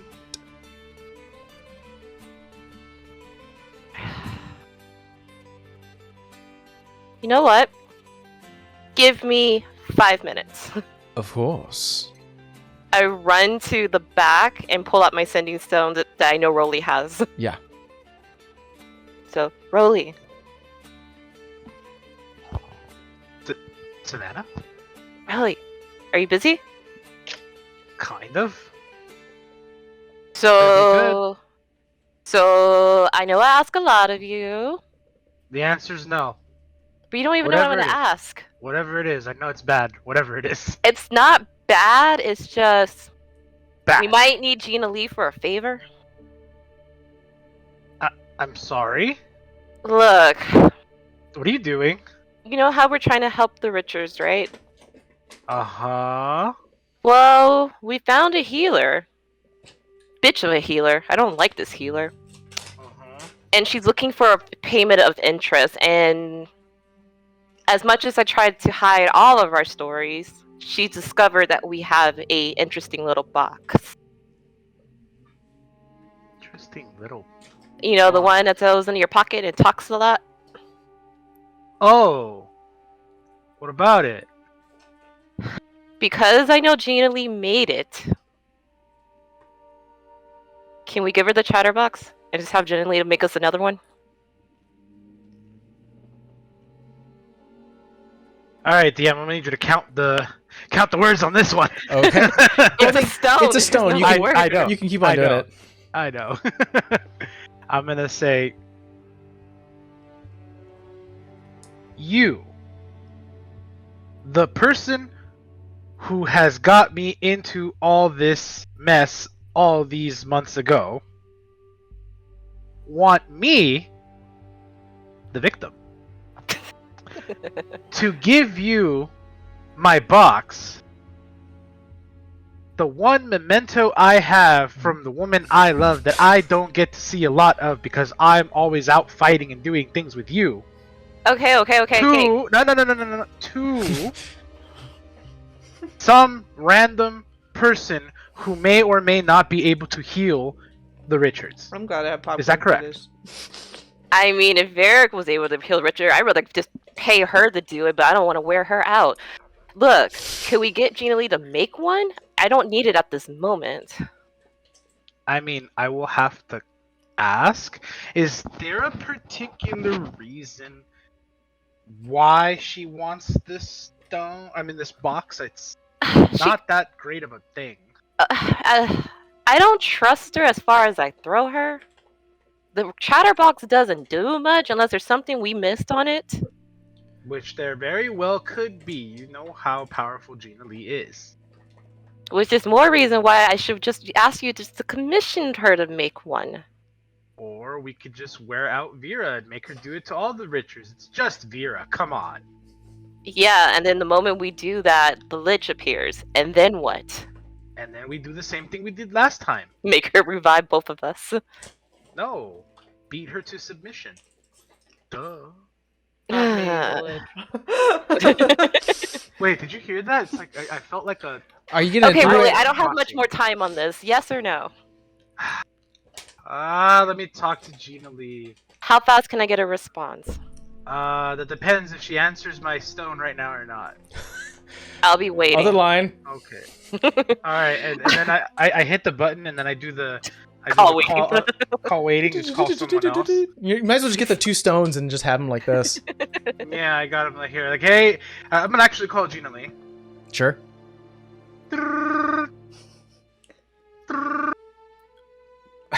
You're so silly. Why are you making that sound? That's what it sounds like, right? Is when I call you? No, you're such a sweetheart. Oh my god, you're such a dork. Alright, hold on. Let me see if this will work. And I touch both of the stones together. And then I put them close to me and I'm like, alright, Gina, I'm dialing you and I'm cross-dialing you with Savannah, who's on the other stone. And we're in a call. In a I guess 1, 2, 3 three-way call. Yes. Hi, Does Savannah. this work, DM? Yeah, sure, why not? DM. Gina Lee, I need a favor. Sure, sweetie. What do you want? So you remember that chatterbox you made for us? Mm-hmm. Can you make another? Yeah, I will pay you whatever your cost is, Oh my- and make it big. Oh my god, Ooh. I can totally make another one. Yeah, I could send an invoice. Hey, Gina Lee, make sure to add my new weapons and enchantments to that invoice. She owes me a favor. You know what? Throw it on the invoice. Still pay it. And then remember that fancy dinner I promised you? Throw that on the invoice too. Hey. Hey, you said no matter the price. My sponsor is not that wealthy. Oh my god. Okay, Well, your sponsor needs to pony up. I will totally start to get working on a new chatterbox. We Okay, can suss so- out the detailing and cost later. How fast can you get that done? Oh. I'm in your hometown at the moment. Oh my god, you should If you stop can by. meet me at your shop, I could pick it up from your shop. It's gonna take more than a day. Okay. However, it'll maybe take me like a week or 2, but it's a little bit chaotic because it reaches into other planes. However, Oh dear. because it's you and you're such good friends and you're such a sweetheart and Rolly's here listening, I'll go Hey. ahead and bump it up by 2 days. I'll get it ready in 10 days. Hey, is it possible to make it less powerful? I'm like, Oh, Yeah. So Gina, something's going on. I haven't given you the details, but this chatterbox is supposed to be given to someone as payment, and the person that's getting it is very suspicious. sus. okay. Yeah, Yeah, and I think I can get it ready in a week then if we were going to have it pull from less dimensions. Okay, perfect. Neuter it a little bit. Yeah, Just, I you can know. I can totally do that. So I'll get to But- work. Huh? But make it look exactly like the one you gave me. I can do that. Okay, awesome. Love you guys. Love Thank you. Click click. Click. And then I press the button, and I'm now talking to Savannah. Yeah. I'm like, okay. See, was that so hard? Yes, it was. Now you owe me a weapon, a new enchantment, and a fancy dinner with Gina. Lee. Yeah, I'll get the Richards on it, okay? Yeah, you will. Fancy. All right, we're talking like 100 gold steak. Like we're talking good. Good. I'll say instinctually as well, Savannah. Felix is gonna block this whole conversation from anyone. That was already gonna be like, Felix, do your job. Yeah, and I will forget this conversation ever happened. Well, Perfect. you're not even here to deal with it, so. As far as Felix knows, you're giving me your box. Mm-hmm. Yes. You walk out, Savannah. A bit of a more confident strut as you see that the woman Rise is currently not sitting down with Victoria or Richard. She's sort of been casted aside a little bit as them two are having a bit of a private conversation, and she is instead started to help herself to some of the wine behind the bar. She sees you walk out. Help yourself. I don't know the selection at this bar, but I'm assuming it's as well as our others. Oh, yes. Some interesting selections. A bit of some wineries that I haven't heard before. So I figured I'd give it a try. So, Question. Did you just say that name of this person is Rise because I wasn't here? Yes. Okay. Good luck. I was saying, I'm like, I know that name. I just can't pin it right now. That was simple, not one shot. That's what I figured. Okay. Your payment's being is being collected. We'll be here in about a week. My friend will be bringing it up. Her eyes flash. What exactly are your services before I fully agree onto this? She flashes her eyes gold, trying to suss through once again through your mind, and is stopped, obviously, and blocked, censored by Felix, and just smiles. I don't care for that. Much like yourself, I like to protect my interest. So we're at an understanding. In terms of your question, I can provide full healing service. I am a well-established cleric and healer myself. My initial goal, at least what was provided to me by Mr. Thogmore, was to restore the voice and the ability to speak by most of your Kenku friends. It'll take some time to do each one individually, as I am much of a magic caster. It does take some time to collect myself after a large session of healing. But with the payment now secure, I can get to work. And let you continue on with your thieving and stealing and what have you.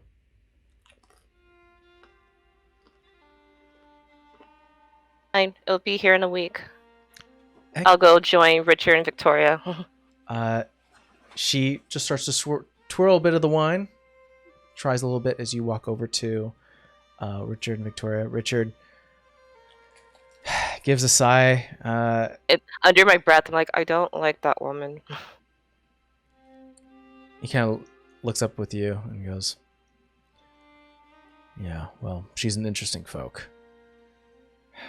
It's difficult to find those who have a reputation of being a powerful caster and healer, that alone. And We'll work with the Arcane. Exactly. Got it. Our business is a bit of a tricky one. It's okay. I think I worked out the payment. Excellent. That's appreciated. By the way, you owe Rolly a dinner. And weapons. I feel like Vera just feels like a weird And enchantments. I'll have a member reach out to him, and we will suss out the details. And there's also an enchanter, but we'll work out that detail later. Of course. He looks at the box that's currently was brought to him by Victoria, and he opens it.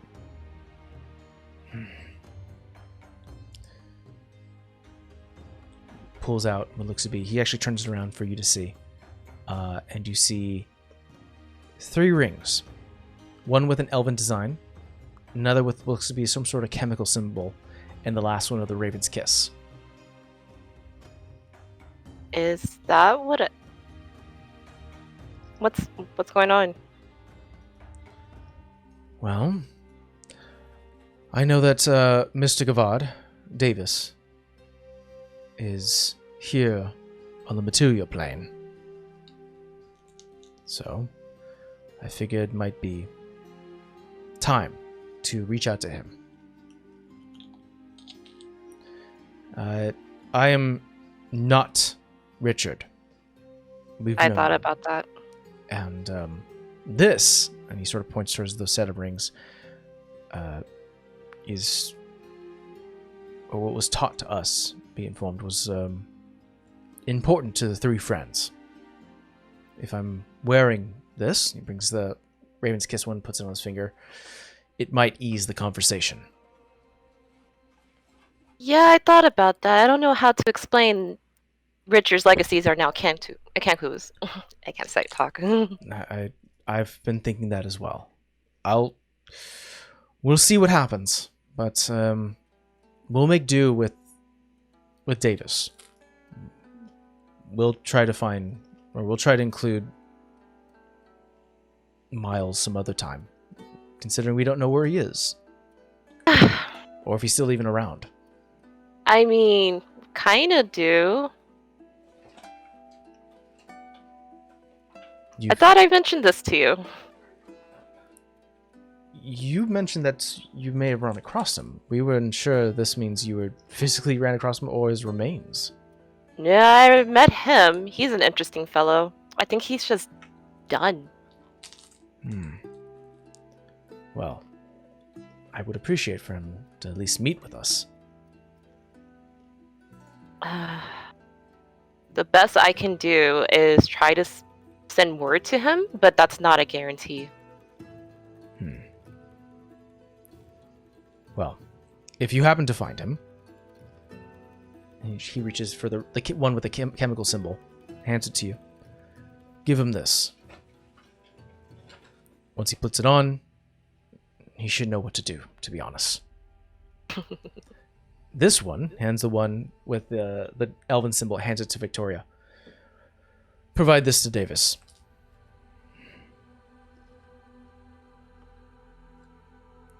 I'll continue our dealings with our tiefling friend. But find Miles. Let's see if we can get a conversation going.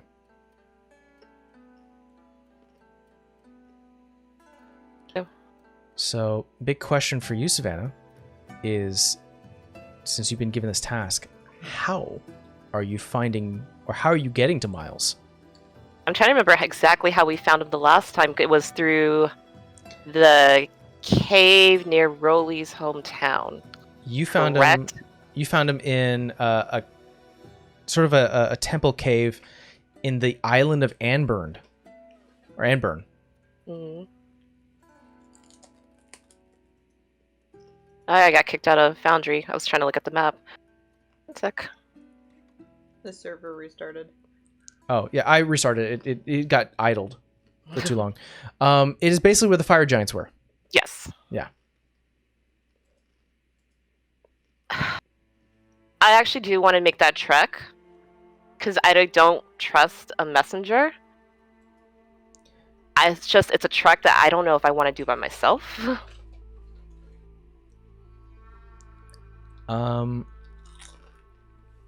Would you have asked someone to join you? I would probably ask Rolly. I would ask Vera if she's not busy or if she would care to, but for some reason, because it's Amber, I would feel more comfortable with Rolly.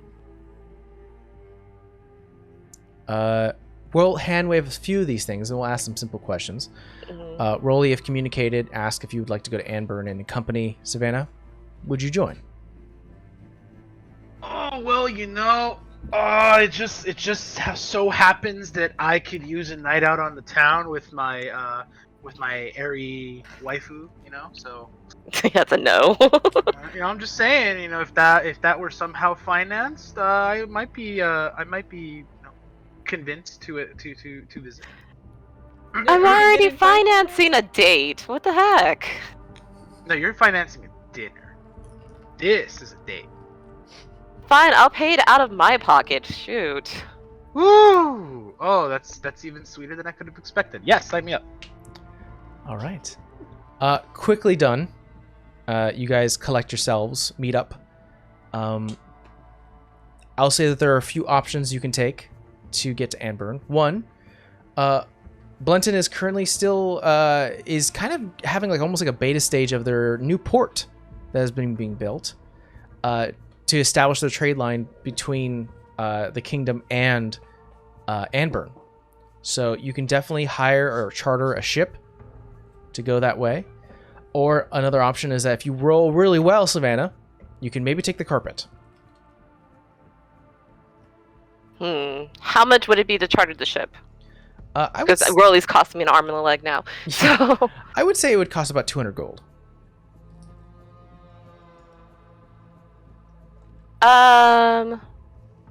Let's go ahead and charter the ship, because in case we need the carpet, we won't burn out the carpet. Okay. Easily enough done is you find sort of a charter ship, something really small where they were going to make some small trades to the island Anburn, something new and interesting for them to try. And taking on maybe 2 people is not too bad, especially with Rolly being a strong lad and you being very flexible and dexterous, perfect on a ship. And you've also have experience captaining a ship. So commandeering. Thank you. No, that means stealing, doesn't it? Like taking over. Is it? Yes. Yeah. Never mind. That too. It's literally a line in the Pirates of the Caribbean. It says we're commandeering this ship. It's like taking over. Hell, you're Raven's Kiss. Remember, that could have happened too. But no, you have experience with leading a ship, so it's also kind of beneficial. So you are able to charter a ship very easily. And 3 days at sea, battling harsh winds and waters, you're able to make it to the island of Anburn. Again, this is going to be sort of a bit of fast forward moment. You retrace your steps, going through the large forest and thickets of trees and brush, finding the familiar owlbear cave and beyond. Do you have to duck through a hole again? Absolutely. There's no owlbear this time, right? No owlbear can be seen. Although, if you like, you can roll me a survival check to see if you could find one. Really? Do you want an owlbear? We'll kill the mom. That's why we didn't kill The sound. Owlbear steak does sound. I mean, delicious right about now. What am I rolling? Survival. Alright. did we ever get that recipe on how to make owlbear wings? That'll be a. That'll be a 18. 18. Rolly, you stop at the entrance as Savannah squeezes through the rocks. You hear something moving several feet within the forest directly behind you, and as you turn, you see the large familiar form of a bear with feathers just sort of stalking and sort of sniffing at trees.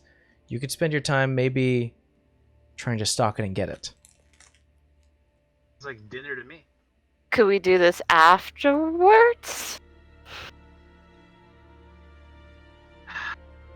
I'll say this. Rolly, Aye. go ahead and give me an answer. What would Rolly do is once you see this happen, like this thing start to move past? Rolly instinctually will start stalking it like prey, and then as soon as Savannah says, "Can we just do this after?" he'll have that moment of hesitation, and that just. Well, that's the funny part. Fine. Is Savannah, you squeeze through the rocks, already having a destination to go. It takes about 10 feet of walking until you turn around and see that Rolly isn't with you. Oh dear lord. You walk back to the cracks. Rolly, you start to rush or start to hide and start to scamper off. And Rollies are like 30 feet away from you, currently starting to stalk the thing. So I mentioned this is a solo adventure. We'll see what happens with Rolly when we come back. Never mind. I guess I'm by myself. I crawl under the rock. You make your way towards the last known location of Miles. Let's see here.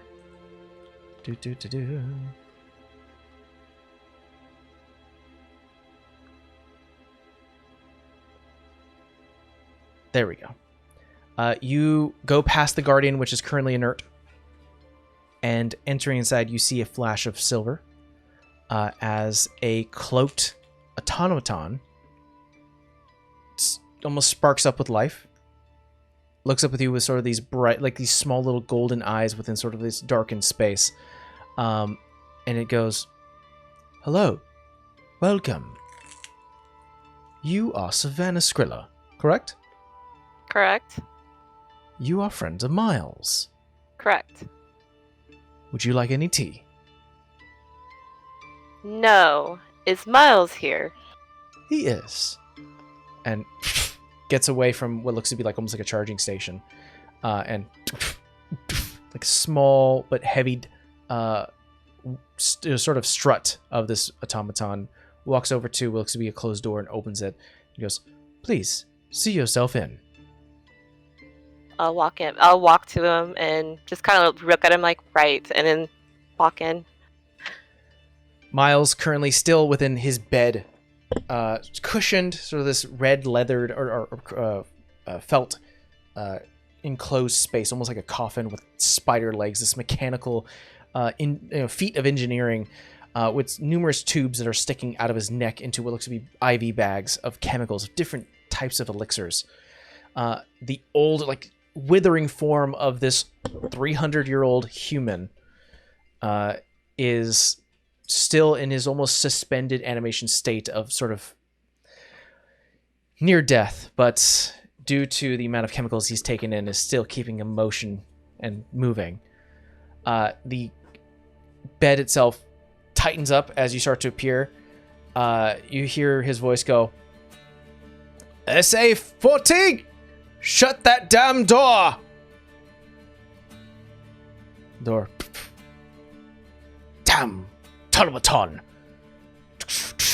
The spidery legs start to turn. He sees you instead and goes, friend of Richard. Welcome back. Hi, Miles. May I sit? Please, sit down. I haven't seen you in a while. I'm glad to see you're still here, friend. Never leaving. You don't know when the Queen might be watching. Yes, about that. We'll get there. How comfortable would you be of leaving at all? Leaving? Yeah. Trouble to travel, but I would like to. Your actions on the island have done wonders, my dear. Villages are safer. The volcano is no longer brimming with fire giants. And now there's a trade port to the south. A lot more visitors and travelers. It's not ideal. The chances of me being discovered have gone up by 71%.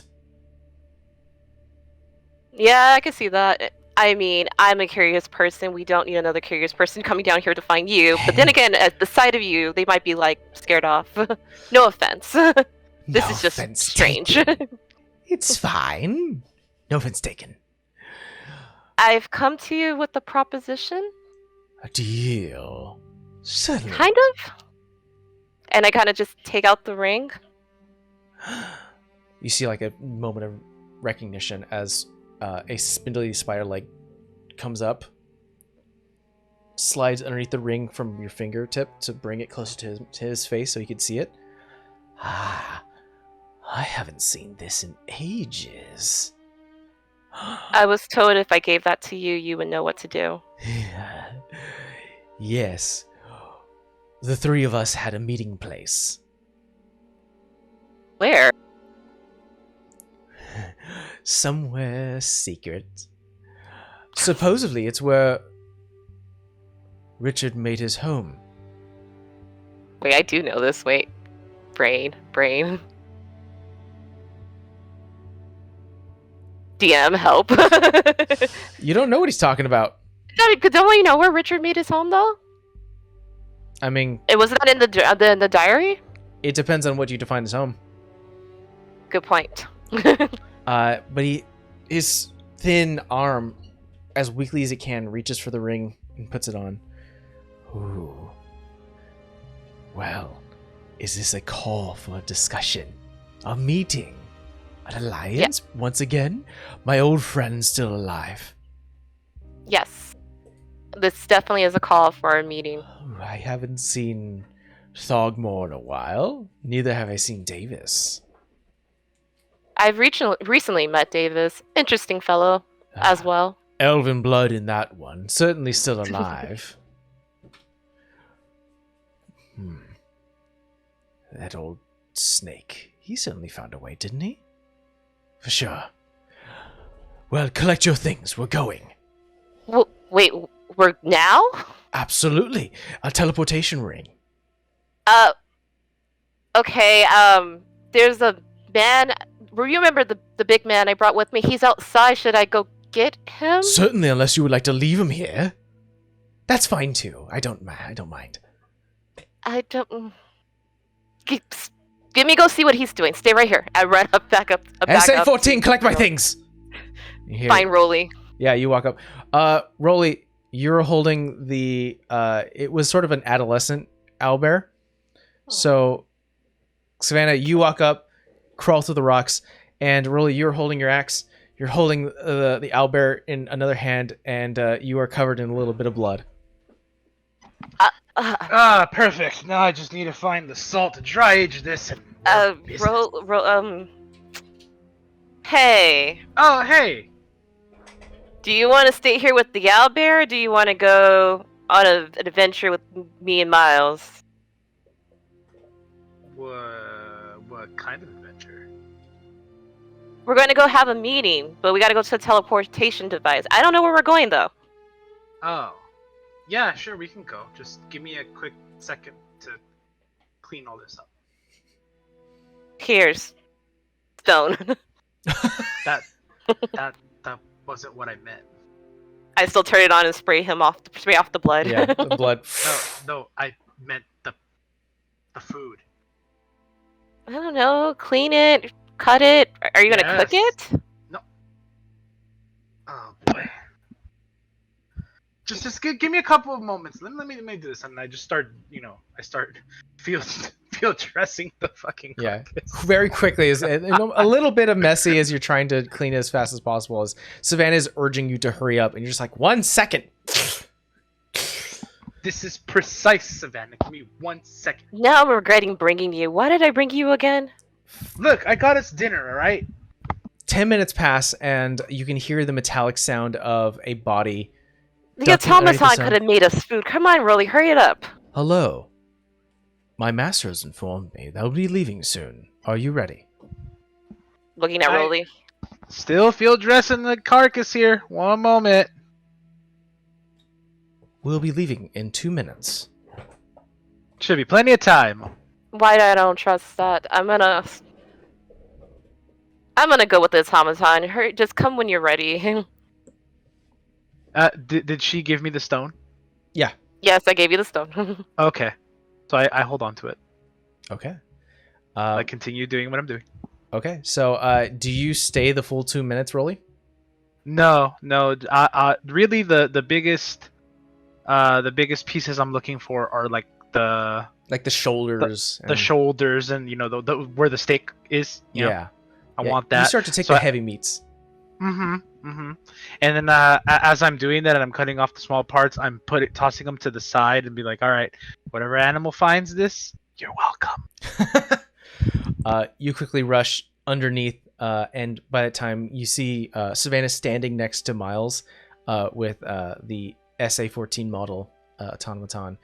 The moment you cross the archway, you see the spindly human, the one that's been in like this chemical animation for like centuries, like quickly looks to you and goes, "Hurry up, or we're leaving you." Yeah. I take the stone, 9, I activate it, and 8, I start washing. 7, 6, 5, 4. Fuck it, we're going now. Clicks. And all of you see a bright light as you were teleported. Your eyes have to readjust, and you are standing in a stone structure with a large boulder blocking an entrance. And as you turn around, you can see what looks to be chairs and small desks and tables, and there's no one in here, but there's like a chalkboard and like a space where there's books, like a bookshelf. And Savannah, you recognize this. This is the like almost like the teaching hall within the Nexus that only opens like once every 5 years. Oh. Huh. You see the spindly spider legs go, "Oh, good. He turned it into a school. That's great. Follow me." So you've been here before? This room, perhaps. It wasn't a school. It was an entranceway to a meeting area. He's done some redecorating. Legs. I chase after him. Turn a corner. You start to follow what looks to be a spiral staircase, stone. Torches barely lit, giving a soft dark illumination until finally you reach what looks to be a large circular space. A heavy set marbled like table, circular, sits there with 3 large seats. All of them fairly dusty, covered in stone and soot. Miles's mechanical body and carrying coffin just one of the spider legs grabs one of the chairs, flings it across the room. Don't need this anymore. And the legs almost situate. Well, where are the rest of them? I think he went to go find the other party, but we're in the Nexus, right? Yes. We said, I just look at him and say, can I get you anything? You hear, almost echoing what you just said, coming down the stairs is the familiar voice of Richard as he goes, yes, can we get you anything? He's standing in the shadows, unsure of how to approach. But you can see him, Savannah, as he currently locks eyes with you and is just like, not sure how to approach. I'm looking for Miles' reaction first. Miles hears the sound and goes, you are alive. You, the snake. Miles, yes, friend of Richard's. I think I need to somewhat explain this. What's going on? Richard isn't necessarily alive. A ghost? Spectre? Spirit? And I kind of look back at the shot and I'm like, how much am I allowed to say? Everything. I just kind of pull him out then. Tell him. Richard calls out, Faker! Oh, a nice trick, pulling out an old sentimental ring. You have his voice, though. Why? Richard kind of clears his throat. The original founder found that when it came to immortality, stories and legend were the simplest and less diversive of options. Truth be told, I'm just a product of that story. But I carry his will. Kind of looks to you, Savannah, gives you it's okay, nod. But he just sort of places a feathered hand on you and goes, I needed that push, thank you. Kind of looks at the throne chair and kind of looks to Rolly and goes, do you mind just grabbing that for Savannah? Really? You want me to do what now? Could you grab the chair? Bring it over. I look at Richard like, you want me here for this? Grab it, put it there. I do. You and your friend, my friends, have done a lot for us already. And you're already well ingrained. So, I feel that you've already earned your spot. Immediately, Miles goes, I have an idea. Say you win. Just say the words. Richard kind of gets a full back and goes, you win? Finally! Oh, that smug asshole, you finally got you to admit it. I thought you had his memories and you walked right into that. I don't have his memories, I have his stories. His story. He didn't. He did you a disservice with that. I'm just here sitting with popcorn that stubborn mule knew I was faster. Oh, but he'd never admit it. But now he has. I've got your voice even beyond the fucking grave. I want to hear more stories. Go on. He swings over to you. Savannah goes, back in the day, there was a fight called the called the Wildfire Battle. Me, Richard, and Davis all fought together. It was a nice little bonding trip.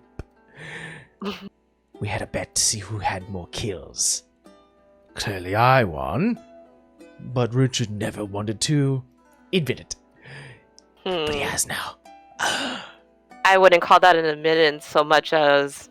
It is to me. SA-14, write it down. Of course.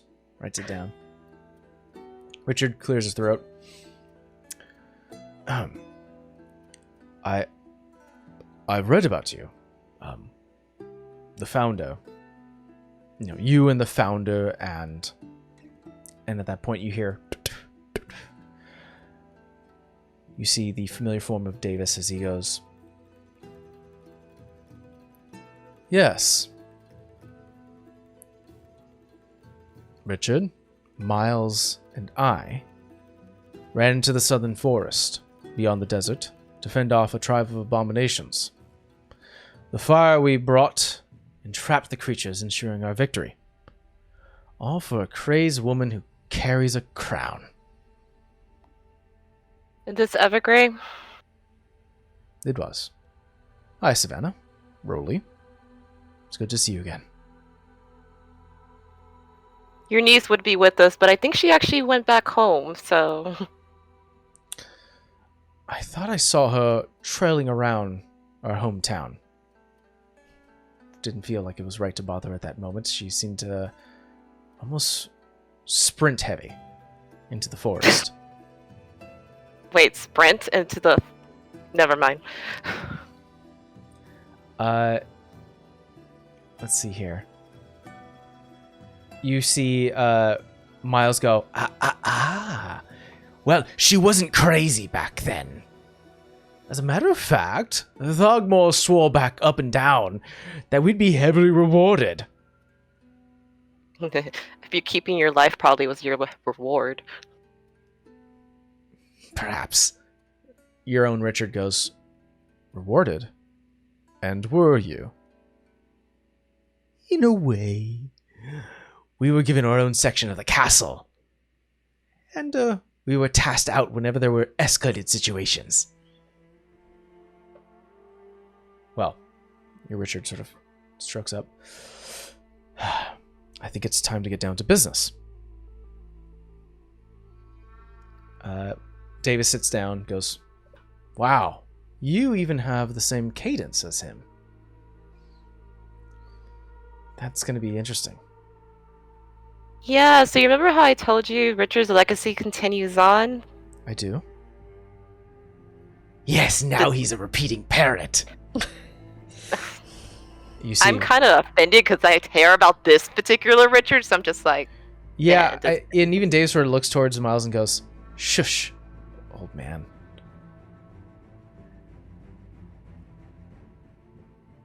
Let's see. Richard clears his throat and goes, well, many people are to thank for this meeting. One among us, or two among us, present present that deserve the highest regards. Thank you, Rolly. And major thanks to you, Savannah Skrilla. Miles taps onto the table, goes, yes, of course, my niece's friend. Thank you both for your help. Miles, here. Now, are we going to keep stroking this woman and man's ego? Or are we going to here to talk shop? Our agent, Savannah, has ingrained herself in the situation so much that she's had multiple encounters with Evergrey. First, an update. Sort of hushed tone towards you, Savannah. Sadly, even with a full search, it seems like it's proven difficult to find one Olivia Blake. However, we switch focus on the other piece of information you provided with us. Flit Castle has maybe a possible lead to find her. Oh? Yeah. We're currently searching that right now. Davis sort of coughs and goes, "Did you say Flit Castle?" "Yes." "You can stop the search." "I know about that place. It was an old project that Evergrey had me work on before she went mad. And I went into hiding. It was, making use of a chemical fusion of the Arcane and rare gravitose stones. It's an unfinished idea, but it was a simple one. Could you make a city to fly? Wait, you made a city fly? It was an old idea. Unfortunately, we didn't have enough stones, so we thought of something smaller. Could we make a castle fly? So, is this place currently in the air? It shouldn't be. I mean, in terms of its flying capacity. My original plan, back then, 300 years ago, was to have it fly at least under the clouds. Enough where anyone can see it coming. We didn't want to alarm any opposing countries. Secret attacks are a lot more frowned upon than things seeing already approaching. But it could be done, right? Have something fly? Above the clouds? I suppose.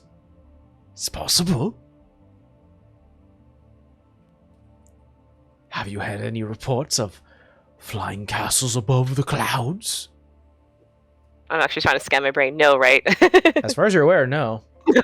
No, but I don't. At the same time, I don't think any of us knew to look into the clouds. Richard chimes in.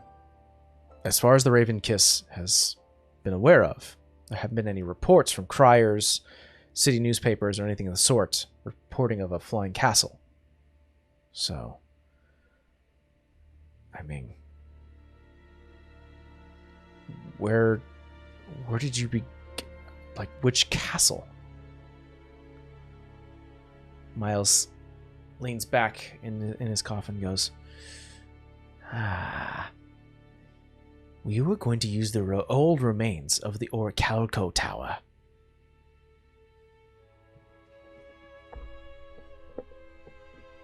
Do we know where is that?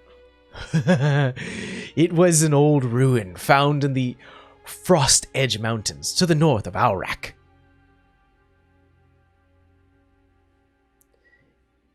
It was some... Is that... Go on. I look at Rolly, I'm like, did we pass that? A tower, you said?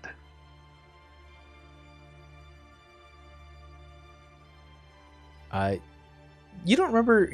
So, the way Aurak is that it's on a cliffside that Yeah. is curved around by a frozen river. Beyond the frozen river, further north, like almost to like the very tip of the continent, there is like massive mountains. But that's what I'm saying when we went to go fight that genie dude. Oh, no, that was to the west. That was direct west.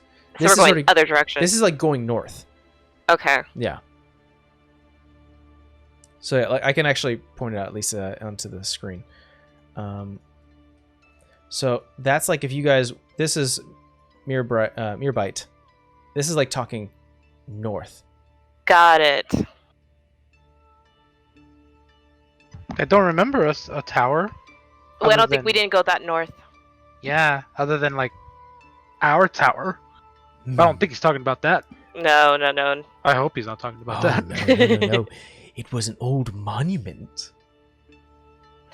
We called it a tower because it was a large pillar. Huh. But we didn't see what was underneath. At least the structure itself. Could have been miles deep. We don't know. But we figured it was a nice try, considering it was abandoned. Some sort of old symbol to some primordial being. Hmm. Do you happen to know what the primordial being was? We looked at some of the texts, some of the iconography there, and unfortunately it doesn't translate to a one-to-one to common. so it's a bit difficult to fully suss out the history. But, as far as we can find, it gave us a title, not a name. What was the title? The Dreamer. We've definitely heard that of before. Unfortunately, all the Queen and I knew was that the Dreamer was connected to the Foundation and the formation and creation of Mostead. Rain of rock and fire, summoned by the Dreamer, hitting the planet and setting the land we stand on today. There's probably more to the story, but we don't know. We've heard that story before. It's a famous story, to be sure.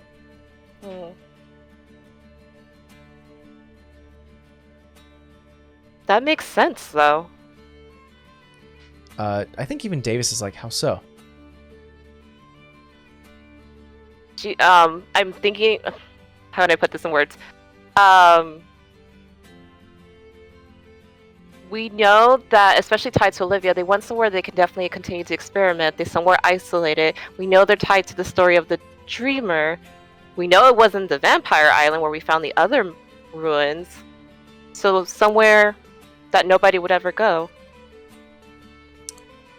I think Richard nods and goes, well, north of Alrak is certainly considered sort of a wild land. Like no man's land, I think someone described it. Yeah. Generally the winds there and the temperatures as well as the conditions is kind of not very safe for any types and any sorts to travel to.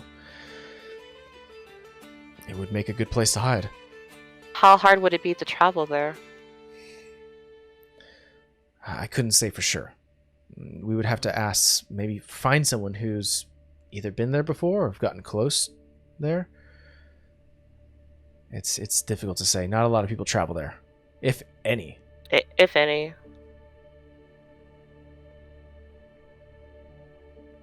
My gut's telling me that's our next spot, our next location.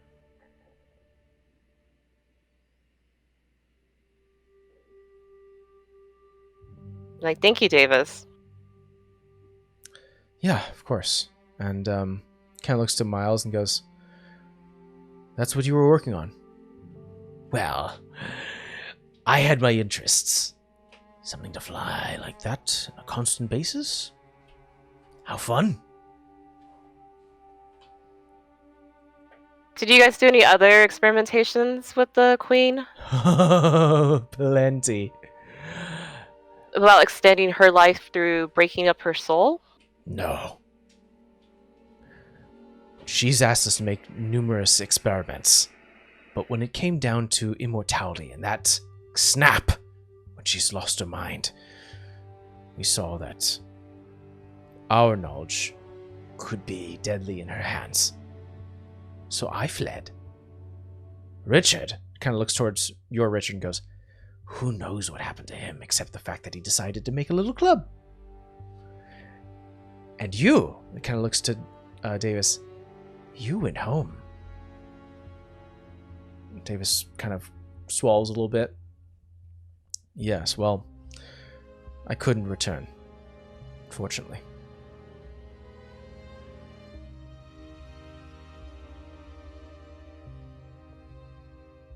But no. Like, I'm still offended. It's like he did more than just create a little club. He created happy friends. Sure. Honestly, if I have to give one thing to old Thargmore, he's chosen the less of all evils.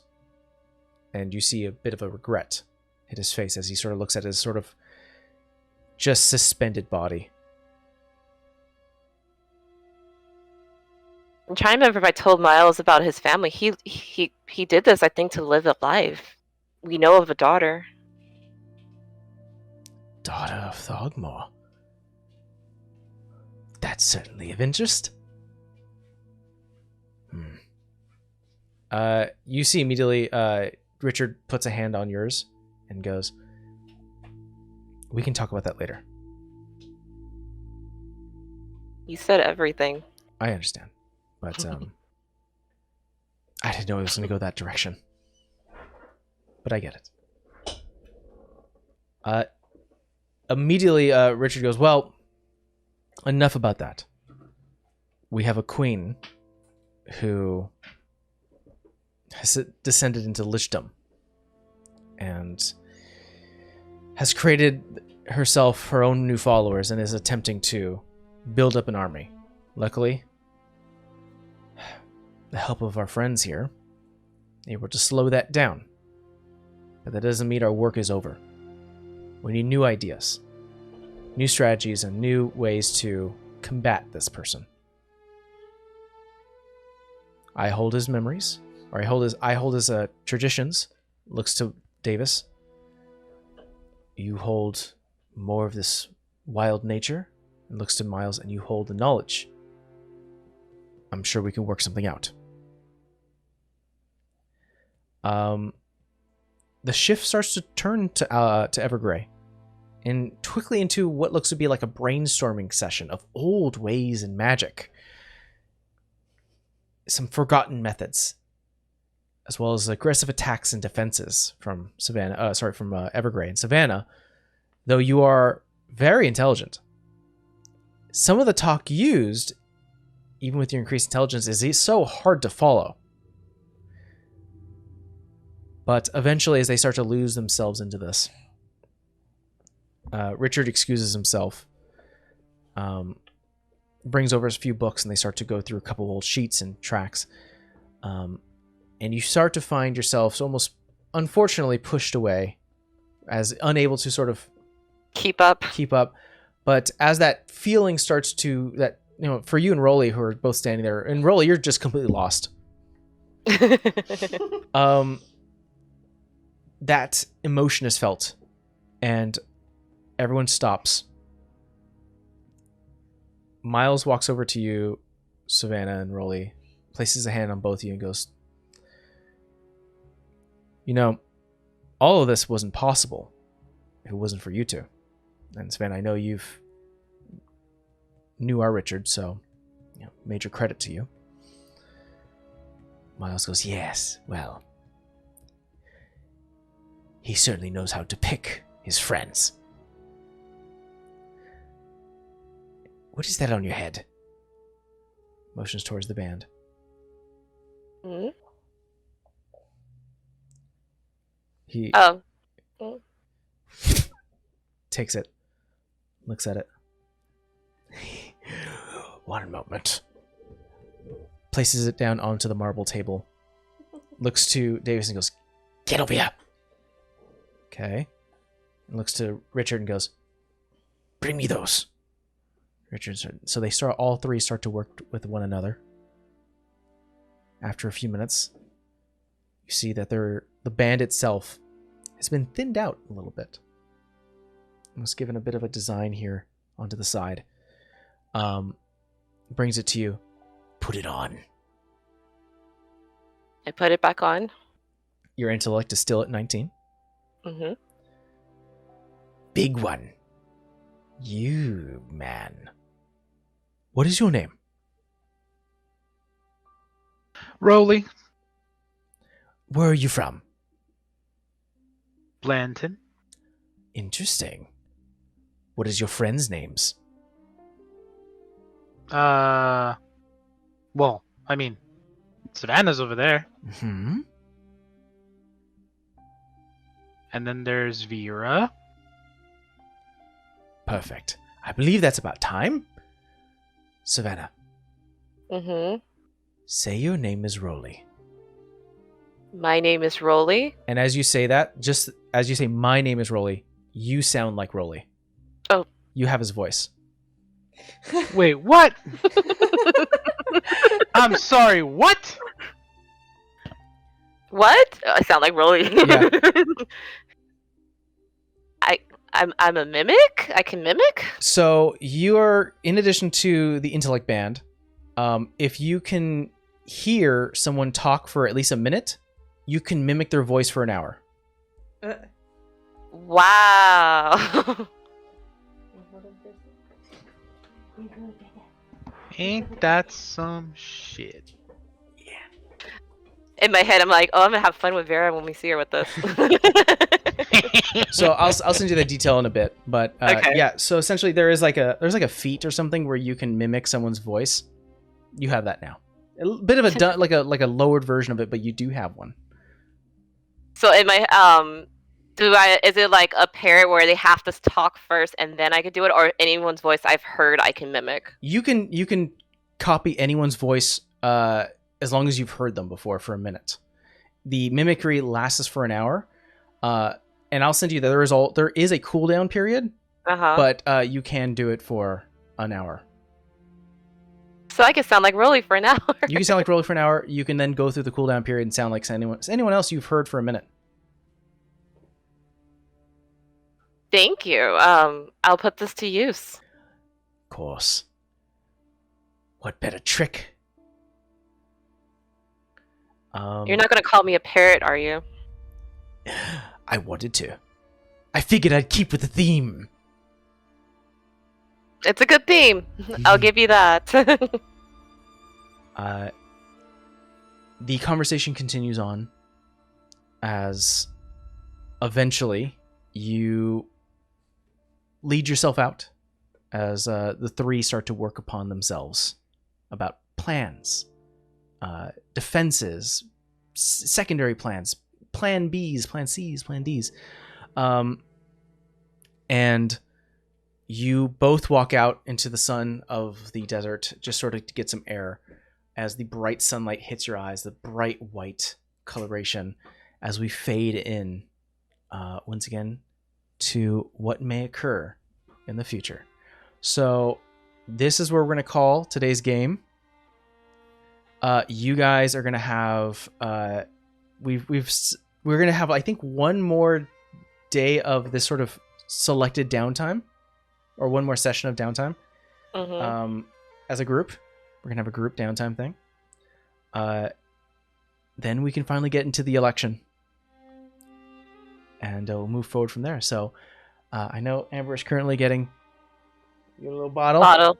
So thank you guys so much for joining us for day 2 or session 2 of this downtime.